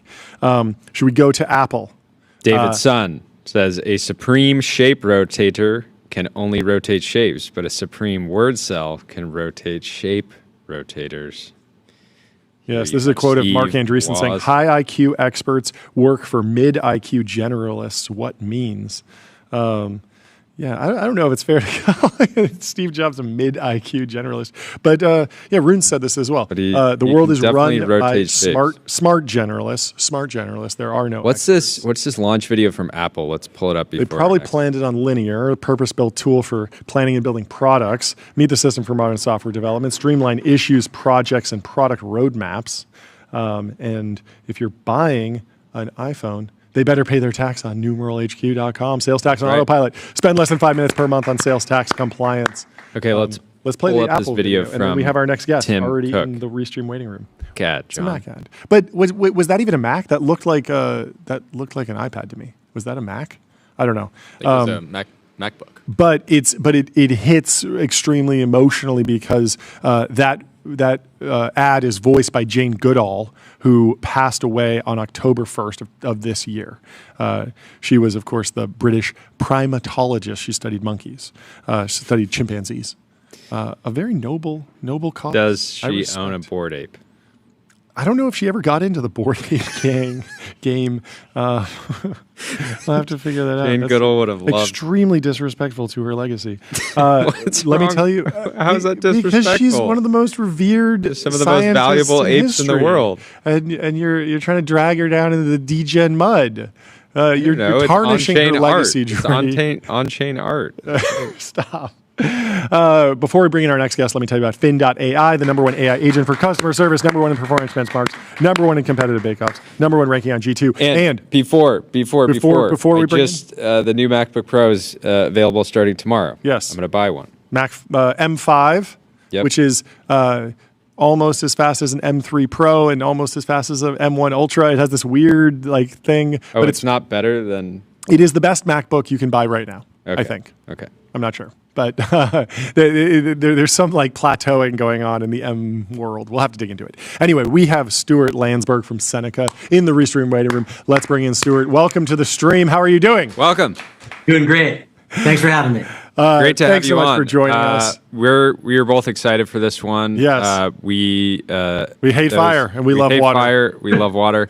I live in Malibu. John lives in Pasadena. Beginning of this year was super chaotic. Fortunately, our homes didn't burn down. Yes. But we had a crazy start to the year, and we were looking and excited to see more companies working in the space. So it's great to meet. Yeah, I would love for you to kick off with an introduction on yourself and the company, and then we can get into the news.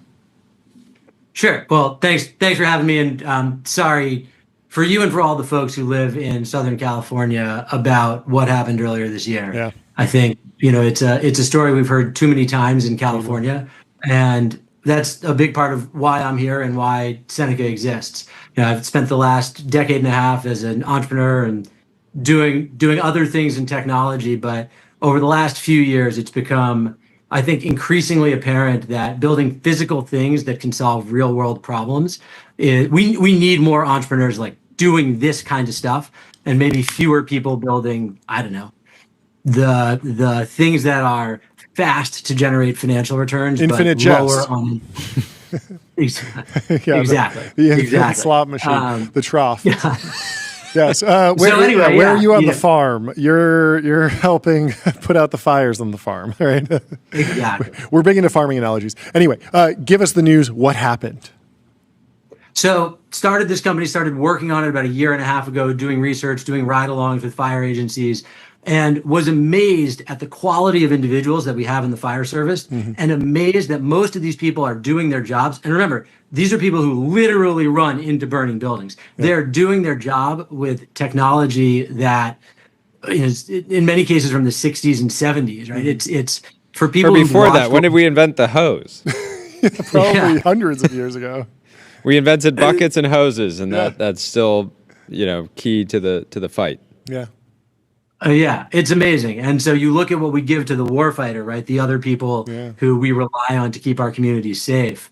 And then you realize that aerial attack, which is so necessary, right? And you saw in the Palisades and in Paradise, right? You couldn't get aircraft up in the air, how bad that was. Yeah. It's still largely using manned helicopters on platforms from the 60s and 70s that cost tens of millions of dollars. And we all know what's possible in autonomous aviation. So you put those two together, and it became really clear there was an opportunity to solve one of the biggest problems in fire, which is how do you get to the fire before it becomes too big? Yeah. So put together a good team, announced yesterday that we'd raised $60 million in startup capital. Appreciate the gong. Looking forward to that moment. Raymond Thompson. Well deserved. Caffeinated capital. Thank you, gentlemen. I want to get into the specifics of the early product and kind of how you're thinking about, obviously wildfires are a big problem. You can't solve everything to do with them, but why drone-based system, and kind of where's the early focus? So when I first looked at the problem, I assumed that we would go structure by structure. Mm-hmm. But when you talk to folks who are really deep, two things become clear. The first is almost no structure is safe if you have a fire like the Palisades, right? The flame lengths are too long. It's just too dangerous. The second thing is the holy grail of fire is really how do you get to fires before they become big? And a lot of times these fires start in places where it's like windy roads. They're not near a fire station. They're up in the wildland. And so the only way to get there is through the air. And so then you say, okay, well, what we did, we built a fire model and said, what's a 5% risk fire? How quickly would you need to get there? How much suppression payload would you need to carry? And do the physics work? And once we got convinced the physics worked, we're like, well, do the economics work? And the answer in both questions is absolutely. So we fly small fleets of autonomous suppression copters, as we call them, and they carry about 500 pounds per trip. They sort of like can go round and round and round, load and refill from an engine. And the goal is there's a lot of use cases, but the best is to stop an incident before it becomes something like the Palisades. Yeah, I don't know if you know the story of the Anduril firefighting tank. Are you familiar with this? One of the first projects they worked on was an autonomous tank that would fight fires. And apparently they ran into a ton of pushback from firefighting communities that said, this is job displacement. We're worried about that. How have you framed this technology as like fitting in and augmenting the firefighter as opposed to replacing them? So I think Anduril does better than anyone. Understand that the job is not to replace the warfighter, but to give them superpowers and help them use their marketing copy. Our specific philosophy statement is to build advanced technology to support firefighters in situations that were previously unsafe, inefficient, or impossible. Right? And so we think about all the utility lines out there. It is literally impossible today to be able to get to those quickly. And so you need technology to do that. You talk to firefighters today, you're like, okay, well, there's a start on the ridge. You know, you're joking about like buckets but literally they're hiking up in the heat with backpacks that have like a couple of gallons of water and an axe. Or this tool called a Pulaski, it's sort of like half axe, half shovel. And so we're not trying to prevent those guys from getting up there. We're just trying to make sure that if you've got an aircraft that you can take off instantly, by the time those folks get there, hopefully there's something that's under control enough that they'll be able to do their jobs. Are you guys focused on detection at all? Because I mean, when I think about like Malibu specifically, it's the area that I've obviously spent more time thinking about than any other area with wildfire risk. It's like you have homes basically around PCH, and then you have all this wild land up in the mountains that nobody's around. So like theoretically a fire could start, or could start on an electrical due to an electrical line falling. But how do you actually how does the discovery of a fire happen so that you guys can bring the response? There's a lot of good work that's gone on in detection. There's satellite-based detection, there's sensors, there's cameras, there's people with cell phones. So the detection problem, it's not solved, but it's getting there. The big challenge is that it can take 30 minutes to 60, 120. Sometimes it takes days to get to a fire if it's really inaccessible. And at that point, it can be too late. So we're really trying to fill that gap between, okay, detection is a problem that we sort of know how to solve. Fast response is something where there's only one solution. There is no solution today. And that's really where we exist to stop. And I will say, a situation like Palisades, the difference in getting there from 1 minute to 20 minutes, fire growth is exponential, right? It could be 100x. Yeah. How do you think about making the drones fireproof? I remember watching videos of those huge, they look like 747s, dumping tons of fire retardant, and it feels like they actually don't really need to fly through smoke. But do you need to harden the system, or can you kind of use off-the-shelf componentry? Well, there's a fire truck pulling in right behind you. That's it. Now you know it's real background. That's a I'm great in San background. Bernardino right now. Yeah, you timed this up perfectly. But just hardening for heat, smoke, is that relevant, or can you just fly above it and it's not a problem? So yes, it's relevant, number one. And number two, if you go out and test on the field with firefighters, you can see it in this video, you got to be really careful, right? If you put a helicopter above a fire, you're going to put a lot more air on the fire. And anyone who's ever blown on a campfire, oh yeah, that's crazy. I didn't think about that. More air does to a fire. So if you want to build a drone-based system, we built a proprietary, got to be super lightweight because you're flying with it. Super high pressure pump, like a water cannon. That sprays foam, and we spray it out of the rotor wash. So it can go 40, 50 feet from the air and hits the fire with pretty good precision. So anyway, that's like one of the core design elements. You end up having to deal with smoke and obstacle avoidance, and it turns out that some of the IR stuff it can get tricky. But in practice, hopefully if you're doing your job, you're in and out relatively quickly. Yeah. What about wind conditions? I'm sure you've tested it in a range of different conditions. That was the big problem with the Palisades fire. There was just so much wind all that week. It was crazy. Wind is going to make any fire hard when it comes to aerial response. Just always, should start by acknowledging that. Yeah. That said, the risk profile when you've got a $30 million helicopter with 2 firefighter pilots in it versus a couple $100,000 piece of hardware that's autonomous. I mean, they're not on the same level, right? Yeah. So where you have to have a 99.999% chance of success in one mission. Could you take a risk in higher winds with a robot? Absolutely. Sure. It's the first thing. The second thing I'd say, if you look at our aircraft, right, a lot of drones are sort of agnostic about front and back. The whole thing is meant to be super aerodynamic. We have about 100 acres in Sonoma. That's our test range. Mm-hmm. And, when we fly up there, wind blows 30, wind blows 40. Sometimes wind blows more than that. Yeah. Aircraft dead stable in the air. Doesn't mean that we're going to recommend it for 40, 50 mile an hour winds, but we absolutely think hard about, this is valuable a lot of the times, but it's most valuable when literally nothing else will do the job.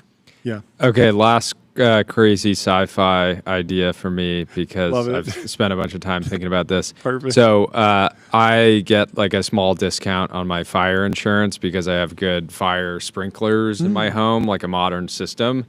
And the home that I own previously, before I owned it, burned to the ground because a single tiny ember had flown and gotten caught in the roof in this one area, and nobody was around, so the house burned down, even though there wasn't a wildfire in the neighborhood. Yeah.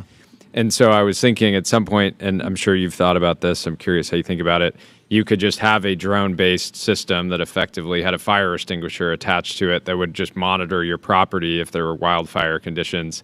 Why or why not is that a terrible idea? D2C instead of B2B. Yeah, where basically. I would go to Seneca and be like, okay, I want to buy one of your drones and park it on my roof so that if there's a fire and I have to evacuate it, it will monitor the property. We're hiring on the sales team. Do you want I love it. In another life. Yeah, the one of the really big challenges, everyone understands, right? 90% of structure loss is ember driven, which are, for those who don't know, it's like a little spark that's floating in the wind from house to house, basically. And aerial suppression is the best way to get those because they often hit the roof. Also an obvious comment. But you're really limited in terms of air resources. The Seneca systems are made to be stationed remotely. So if you're part of a community that's in a high risk area, and you say, hey, I want to think about how do I defend my community. We're not meant to defend house by house, right? That's the wrong way to do it. If your neighbor's house is ripping, it's going to be hard for even the best systems in the world to keep your home safe. But if you can protect the whole community, that has real promise. And so the systems are built to be able to be up in the air. It's relatively easy with an IR camera to spot a tiny start on the gutter and the roof, whatever, right? Gets caught in these little mesh pockets or on the side of a deck. It's really easy to spot those. And then, Class A foam is not exactly, which is what we shoot. It's not exactly what's in a fire extinguisher. Sure. But it rhymes. Yeah. So absolutely, we think about structured defense just like all the firefighters do, right? This is a core part of how we make sure that wildfires, don't prevent us from living in the American West, right? We have to be able to protect our communities from fire. Well, thank you for everything that you're doing. Congratulations. Yeah, I'm so glad, on the massive so happy round. that you're building this company. Yeah, this is amazing. I think we probably talked about this exact so many times idea back in January, and so I'm really glad you're building congratulations. it. Good luck, and we'll talk to you soon. Have a great rest of your day. Great to meet you. Thank you, gentlemen. Be well. Talk to you soon. We have our next guest in the Restream rating room. While we bring him in, let me tell you about Adio, Customer Relationship Magic. Adio is the AI native CRM that builds, scales, and grows your company to the next level. We have Daniel Glassman from Samsung. Imagine putting Adio, the CRM, on your TV, on your Samsung Smart TV. That would be beautiful. That would be beautiful. How are you doing? What's going on? Welcome to the show. Great. Thanks for having me. Please kick us off with an introduction on yourself and the news today. Would love to get the update. Yeah, Dan Glassman. I lead a new business development team at Samsung, cross-device, both TV and mobile. So working across AI, gaming, art, a host of other different initiatives. And today we had an exciting announcement. We announced that Perplexity is now live on Samsung TVs. Congratulations. Hit the gong. Nailed it. Congratulations. How does that work? I feel like I feel like Perplexity. I got to type a bunch. Like, how do I? No, but here's my thesis on why this makes sense. Okay. A lot of people want to have AI hardware devices. Oh in the yeah, home. that's right. You guys are sitting there. Yeah, you've got TVs ours. in millions of homes. Yeah, why not integrate it so that people? I imagine is the workflow. You can just ask a question to your remote effectively, and it'll bring up whatever you want on the screen. You nailed it. Yeah. So we have on new 2025 devices, so our freshest lineup, we have a new AI button. Hit the AI button. And there's an AI home. We have a first-party agent. We have Perplexity. We have Copilot. And really, I think there are a host of endemic use cases, right? Like what to watch tonight. I think like cavemen and cavewomen were arguing over what to put on the wall in their cave. And we face that same issue. And I think search has been broken for so long on TV. And so this is maybe one step to help improve search. Yeah, I mean, just the other day, I went to ChatGPT actually, and I asked like, what are the best documentaries in the last 10 years? Maybe true crime, maybe business focused, but I don't want anything that's too depressing. And I wanted to have over 70% on Metacritic and this and I had like 7 different filters, and it wound up pulling up like 20 different options. And that's something that is just so natural for an AI system, for an LLM. And why not just have that all baked into one system? So yeah, exciting. That's really cool. Yeah, absolutely. And I think there are also a lot of orthogonal use cases, non-media, right? Like I'm constantly on the couch trading my phone back with my wife around like home renovations or trips we're planning. And so being able to query and saying like, I want a trip an hour away and have that come out on the TV with hotels and options and then take action. I think it really goes from this one-to-one use case of querying a mobile agent to more of a communal, let's call it like couch adjacent AI experience, which, is phones down, which I think is really neat. Yeah. How do you think about, Yeah, I was just going to say, how are you thinking about partnering with other companies at the AI application layer? Yeah, so we launched Perplexity. We also have Copilot integrated into our TVs as well. I think we want to bring users choice. We have our own companion, first party, Samsung developed. People have affinities to various different agents, and we want them to be able to translate those affinities to the TV, and they all have their own strengths as well.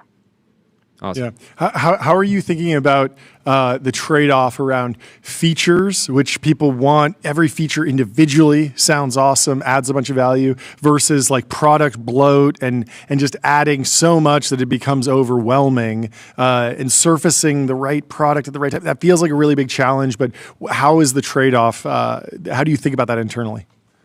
Yeah, that's a great point. I mean, we've seen this as we've kind of expanded the aperture of use cases on the TV. So, 10 years ago, we launched art mode on the TVs and art store on frame TVs. And we're trying to redefine the black screen on your wall. And then we launched cloud gaming with Xbox and GFN and Amazon Luna. So console-less cloud gaming. And like each step there, we've had to figure out how do we create like the fastest path to engagement. And it's a work in progress, how you balance choice and feature overload with getting people into really frictionless experiences. So I think it's a work in progress. Having a button on your remote is helpful. Yeah. Just to get right in there and then to be able to query directly with voice. But we're working on it. I was about to say I have a Samsung Frame TV. I have a PS5 plugged into it, and I opened up the Frame TV, and it was like, do you want to play the game that you had in mind on your PS5, but cloud stream it? And I was like, I know I don't have an account. So having an AI button that's just like, actually just switch the source to PS5 because I know I have the game installed already. Like that, like I can speak more naturally, and that makes a ton of sense. Well, congratulations on the partnership. Thank you so much for stopping by the show. Yeah, it's great to meet you. We'll talk to you soon. Thanks, guys. Appreciate it. Have a great rest of your day. Jordy, get ready to play the biggest sound cue you've ever hit, because I got a 99 on my 8 sleep last night. 99? 8 hours, 19 minutes. It's incredible. That's 100% on quality. 98! Oh, we're on a roll. We're on a roll. I don't know if we've ever gotten that close to both getting 100. That is fantastic. Go to 8sleep.com, by the way. Yeah, after the AWS outage, back in the game. Yeah. Back in the game. It was just training your body to work harder, to sleep harder. To grind harder. It was great. Anyway, we have our next guest in the Restream waiting room, Harrison from LangChain. Let's bring him into the TBPN Ultra Drum. Harrison, how are you doing? Welcome. I'm doing well. Thank you guys for having me. Excited to be here. Thanks so much for hopping on the show. Would love to get a brief update on where the company is. I think most people are familiar loosely, but I'd love for you to just break it down for us, and then we can go into the news today.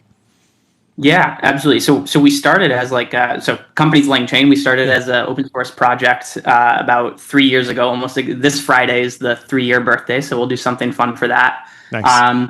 And then started as a company a few months after that, right in the whole hype of the whole ChatGPT, Gen AI cycle, and have evolved from an open source package into a whole company. We have Python and TypeScript packages and a platform now that's used by a number of sponsors here, including Vanta and Finn. I saw the commercial for them earlier. So thank you. We've grown up into a company. Awesome. And give us the news today. I want to ring the gong. Get that gong ready. Yeah, we're excited to announce a funding round of $125 million at a $1.25 billion valuation. Amazing. Let's get into the specifics of like what kind of the core product focus today and how companies are getting value. I'm super interested in comparing how your approach is working relative to there are like no code agent builders. There's all these different building blocks. Then if you go to YC, you can kind of get an agent that's pre-built about anything for as a SaaS product. So walk me through some of the customer use cases, like how are people actually getting value out of LangChain, and how have they evolved the way they work with LangChain? Yeah. So core thesis, we think LLMs are great. We think they're going to transform what applications look like. We think they're way more interesting when you connect them to data and APIs and build these systems around them. And that's what we in the whole industry call agents now. And we think it's quite hard to build these agents. I think there was Karpathy did a great interview the other week where he talked about the decade of agents and how we're not super close to AGI, and I think that's totally true. And I think it's quite hard to build these agents. And so we've really focused on going almost down the stack and providing more low-level tooling to build these like mission-critical, reliable agents. So comparing to some of like the no-code solutions, which I would argue are mostly used for like internal productivity things, we're much more focused on like external facing or mission critical things. So there's a lot of, Finn's a great example of a customer support bot. Like it's external facing. You're going to have an engineering team building it. The interesting thing we've seen is that we're primarily like a pro code platform. Yeah. But a lot of the evals, a lot of the debugging, a lot of the prompting happens from product managers and designers and subject matter experts. And so that's really where Langsmith, which is the platform we're building, kind of comes in to bring all those worlds together. Langsmith. What does your token consumption look like? I imagine that I should think about you as like a SaaS company with great margins and stuff. You don't have to go into exact details, but it seems like you're not in the token reselling business, buy from the token factory, resell intelligence. It feels like you're building more of like the proper shovel for the gold rush. Yeah, that's exactly right. Some fun news, though. One of the things we announced today is an agent in our product. So it's actually the first kind of like agent in the product. And basically what it does is it will look through all of your agent's logs. Basically, one of the things that we saw is that people will put these chat boxes in front of people and they ask anything under the sun. You have no idea how folks are using it. And so people want, and a big part of making these agents work better is understanding how people are using it and then bringing in the right tools, bringing in the right data for those use cases that people are trying to actually use it for. Yeah. And so those types of insights, typically done by humans, we now have an agent in the product that will help with that. But yes, generally our token consumption is very low. Yeah. What are you seeing, what's coming down the pipeline on the consumer side? Obviously, engineers are using coding agents. You have agents like Deep Research that are search focused. But what's exciting to you on that front? Yeah, so you mentioned I'm coming from the framework of like the decade of agents, and that like what we were sort of maybe promised last year. That people said would get delivered this year is maybe just taking a little bit longer.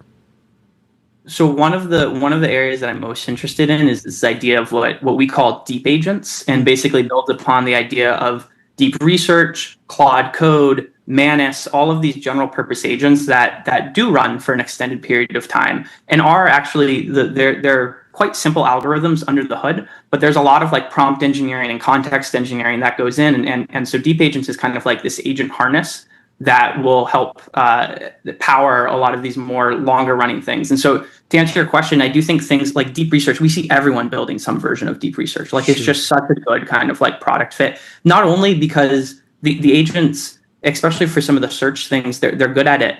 But in terms of the UI UX, I think it's a quite natural fit because basically it runs for an extended period of time, but it creates like this first draft of something. Yeah. And if you think about AI in general, it's always struggled with like the last mile problem. Like it's easy to get to 80%, 85%. And so if you can come up with like products where AI will do still a sizable amount of work, but you have a human in the loop when it gets to the end and it can review it and it's basically creating what we call like a first draft. I think those types of products are really well suited to be kind of like the next gen of what we see come out. Yeah.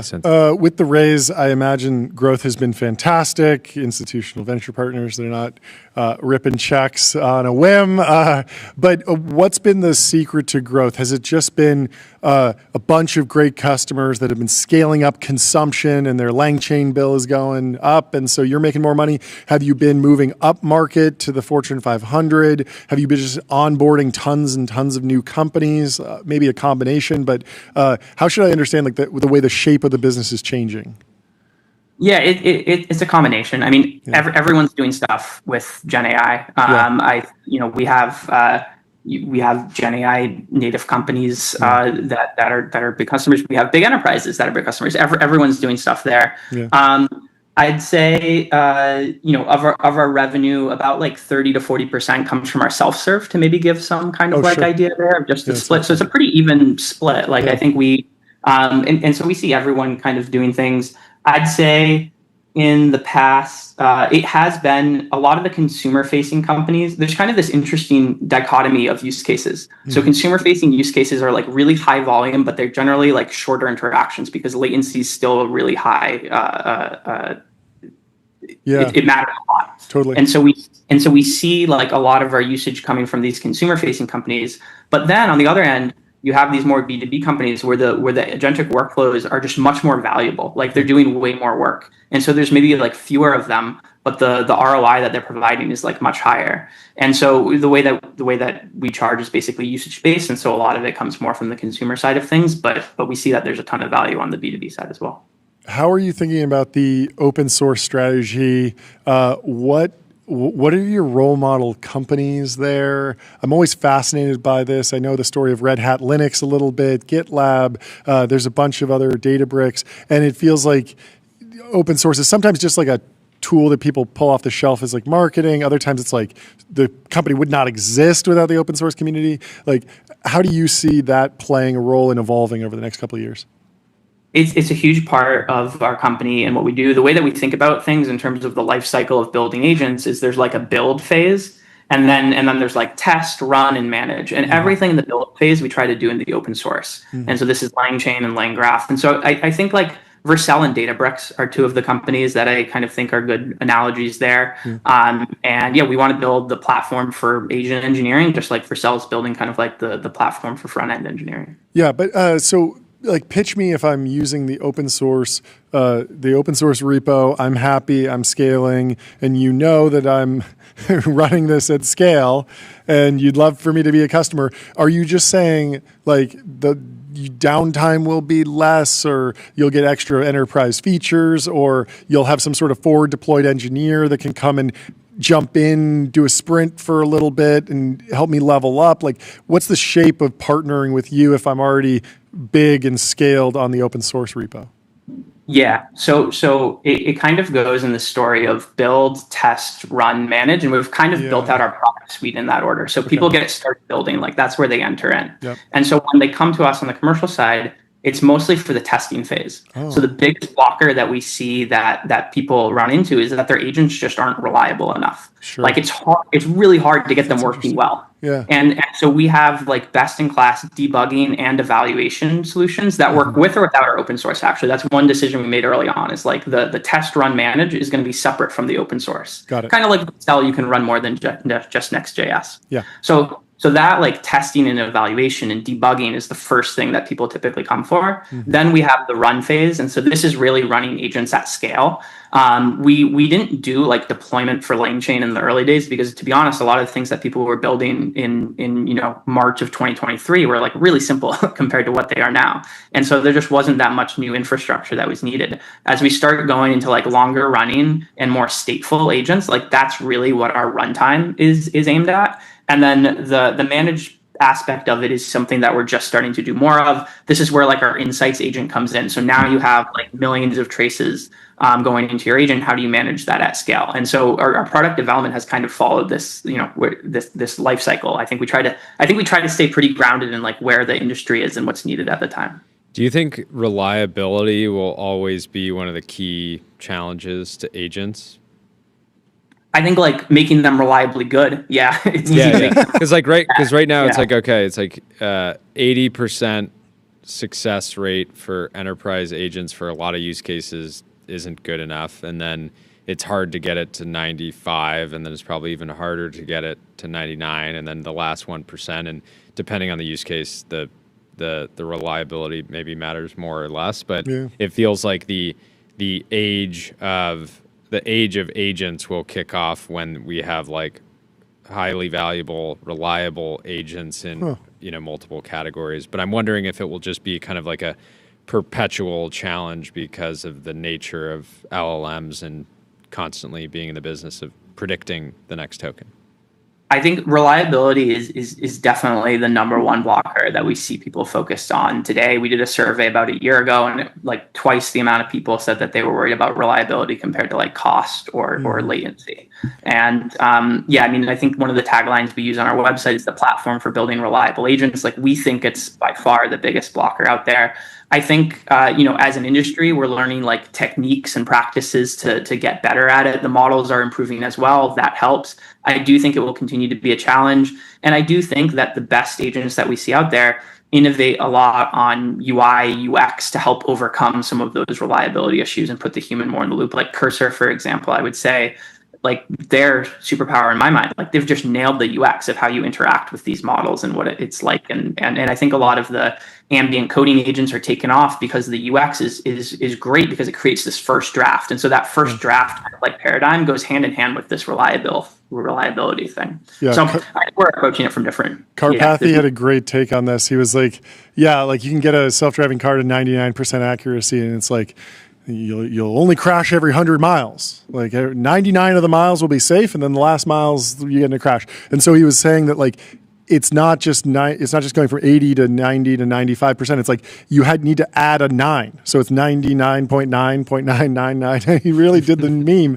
I was wondering about the Karpathy. You mentioned it earlier. You clearly watched Karpathy on DoorCash. What was your reaction to the vibe shift around AGI timelines? There's one world where you're like, maybe the froth in the market will cool off. Maybe it'll be harder to fundraise. Something like that is one possible reaction. Another one is like breathing a sigh of relief, and that like I'm going to have a job for a long time because I'm building something that's really durable and useful. Like, how did you process that?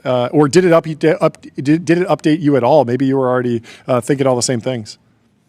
I think I probably have a boring answer here, which is like somewhere in the middle. I mean, I think one of the first things Karpathy said in the first 5 minutes was that right now he's really focused on like what these LLMs and agents can do for us and how they can be applied. And that's what we really focus on as well. Like, how can we take these LLMs and do things? And I'm personally not an AGI maximalist. Yeah. I still think the LLMs and agents will transform what applications look like. And I think that's like a reasonable middle ground to kind of like take. So I don't know if I don't know if that interview updated a lot of my beliefs on things. I think one of the memes on Twitter recently has been the idea of that we're in a bubble with a lot of this AI stuff. And I think, again, like for that, I have kind of like a middle take as well. Like, I think, we're probably in a bubble in the sense that there's a lot of interest and a lot of hype here, but I think there also will be a ton of value created. Yep. And I think both those things can be true at the same time. And we obviously aim to be one of the companies that creates a lot of that value. Well, it looks like you're well on the way. Congratulations. And thanks so much for hopping on the show. Great to meet you. Great Come to back hang on out. again soon. We'll talk to you soon. Thanks for having me.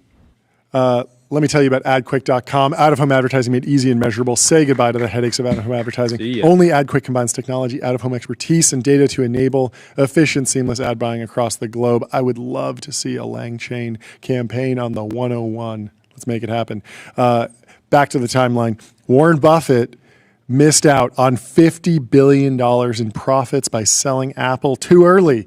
Barron's calculated that he sold $650 million shares at an estimated price of $185. Now they're at $263. His cost basis was an estimated $34. One of the greatest trades. I think he might have made more money than any investment manager ever with that trade. And it was sort of a narrative violation because he's often bought, these low PE ratio stocks and not stayed out of technology and just generally stayed out of technology. Of course, Apple kind of violated them both, but it was a fantastic success. Crazy because I remember when the trade war hit, the tariffs, Liberation Day, everyone was like, "Oh, Buffett is a genius, right? He looked so smart for selling when he did," and then of course it ripped back up because nothing ever happens. Nothing ever happens. Roblox is in trouble. Criminal Attorney General has said it has become a breeding ground for predators to gain access to our kids. Yeah. I'm very interested to see where this goes. We've talked to some folks at Roblox. Very cool piece of software. I've always said that, yes, whenever you have like kids online with chat rooms, there's risk of this stuff happening, but hopefully AI should be able to do even better filtering. Previously, you filtered for keywords. If somebody's saying a certain keyword, that might be a flag for an administrator to go in. And with LLMs, you should be even better equipped to screen messages, just like Elon said Grok is going to read every post now to decide where it goes in the algorithm. Roblox should be running every single message, I think, no matter what the cost, it's worth paying to go through an LLM and say, is this indecent? Is this a problem? Let's flag this to a moderator. They also probably need to hire a lot of human beings because we've seen the concurrent numbers of users on Roblox. It's 50 million people? Like, you need a huge task force to control that. You need moderators. It's not all public, so you can't have a community notes system. You can have some sort of tattletale system, I suppose. But when the stakes are this high, XChat calling Buffett paper hands. Paper hands, yes. Well, Jacob Rintamaki is having fun on the timeline. He says, excited to do more writing introducing agents and demons. Our first place is on AI Goulash, the gems one finds in AI slop. And just asking ChatGPT 5, is this something? Cursor for serial killers. Stab, stab, stab. Well, you can go check out the latest Substack, AI Goulash, at agentsandemons.ai, and that's Damons with a D-A-E. And on that note, we'll see you tomorrow. On that note, head over to getbezel.com. Yeah, your Bezel Concierge is available now to source you anywhere over to Get Bezel. Seriously, any watch. Give you some time and Wander also dropped an update video. You can go find it on Kyle Tibbetts' X account. So much exciting stuff coming at Wander. We've been happy to partner with them, and you can, of course, find your happy place, and you can book a wander with inspiring views, hotel-grade amenities, dreamy beds, top-tier cleaning, and 24/7 concierge service. It's a vacation home, but better. Thank you for watching. Very fun day. We had ambitious goals for the year, but I wouldn't have predicted that we would get Brian Armstrong, Brian Chesky, and Palmer Luckey. Palmer on the very same show. Yeah, we definitely be like, it'd be cool to interview a billionaire on this show, let alone 3 in one day. Remarkable. Yeah. Absolutely remarkable day. Well, thank you to everyone in the chat. Thank you to everyone who's listening and supporting us. Can't wait for tomorrow. We will see you tomorrow. Have a great evening. Goodbye. Cheers.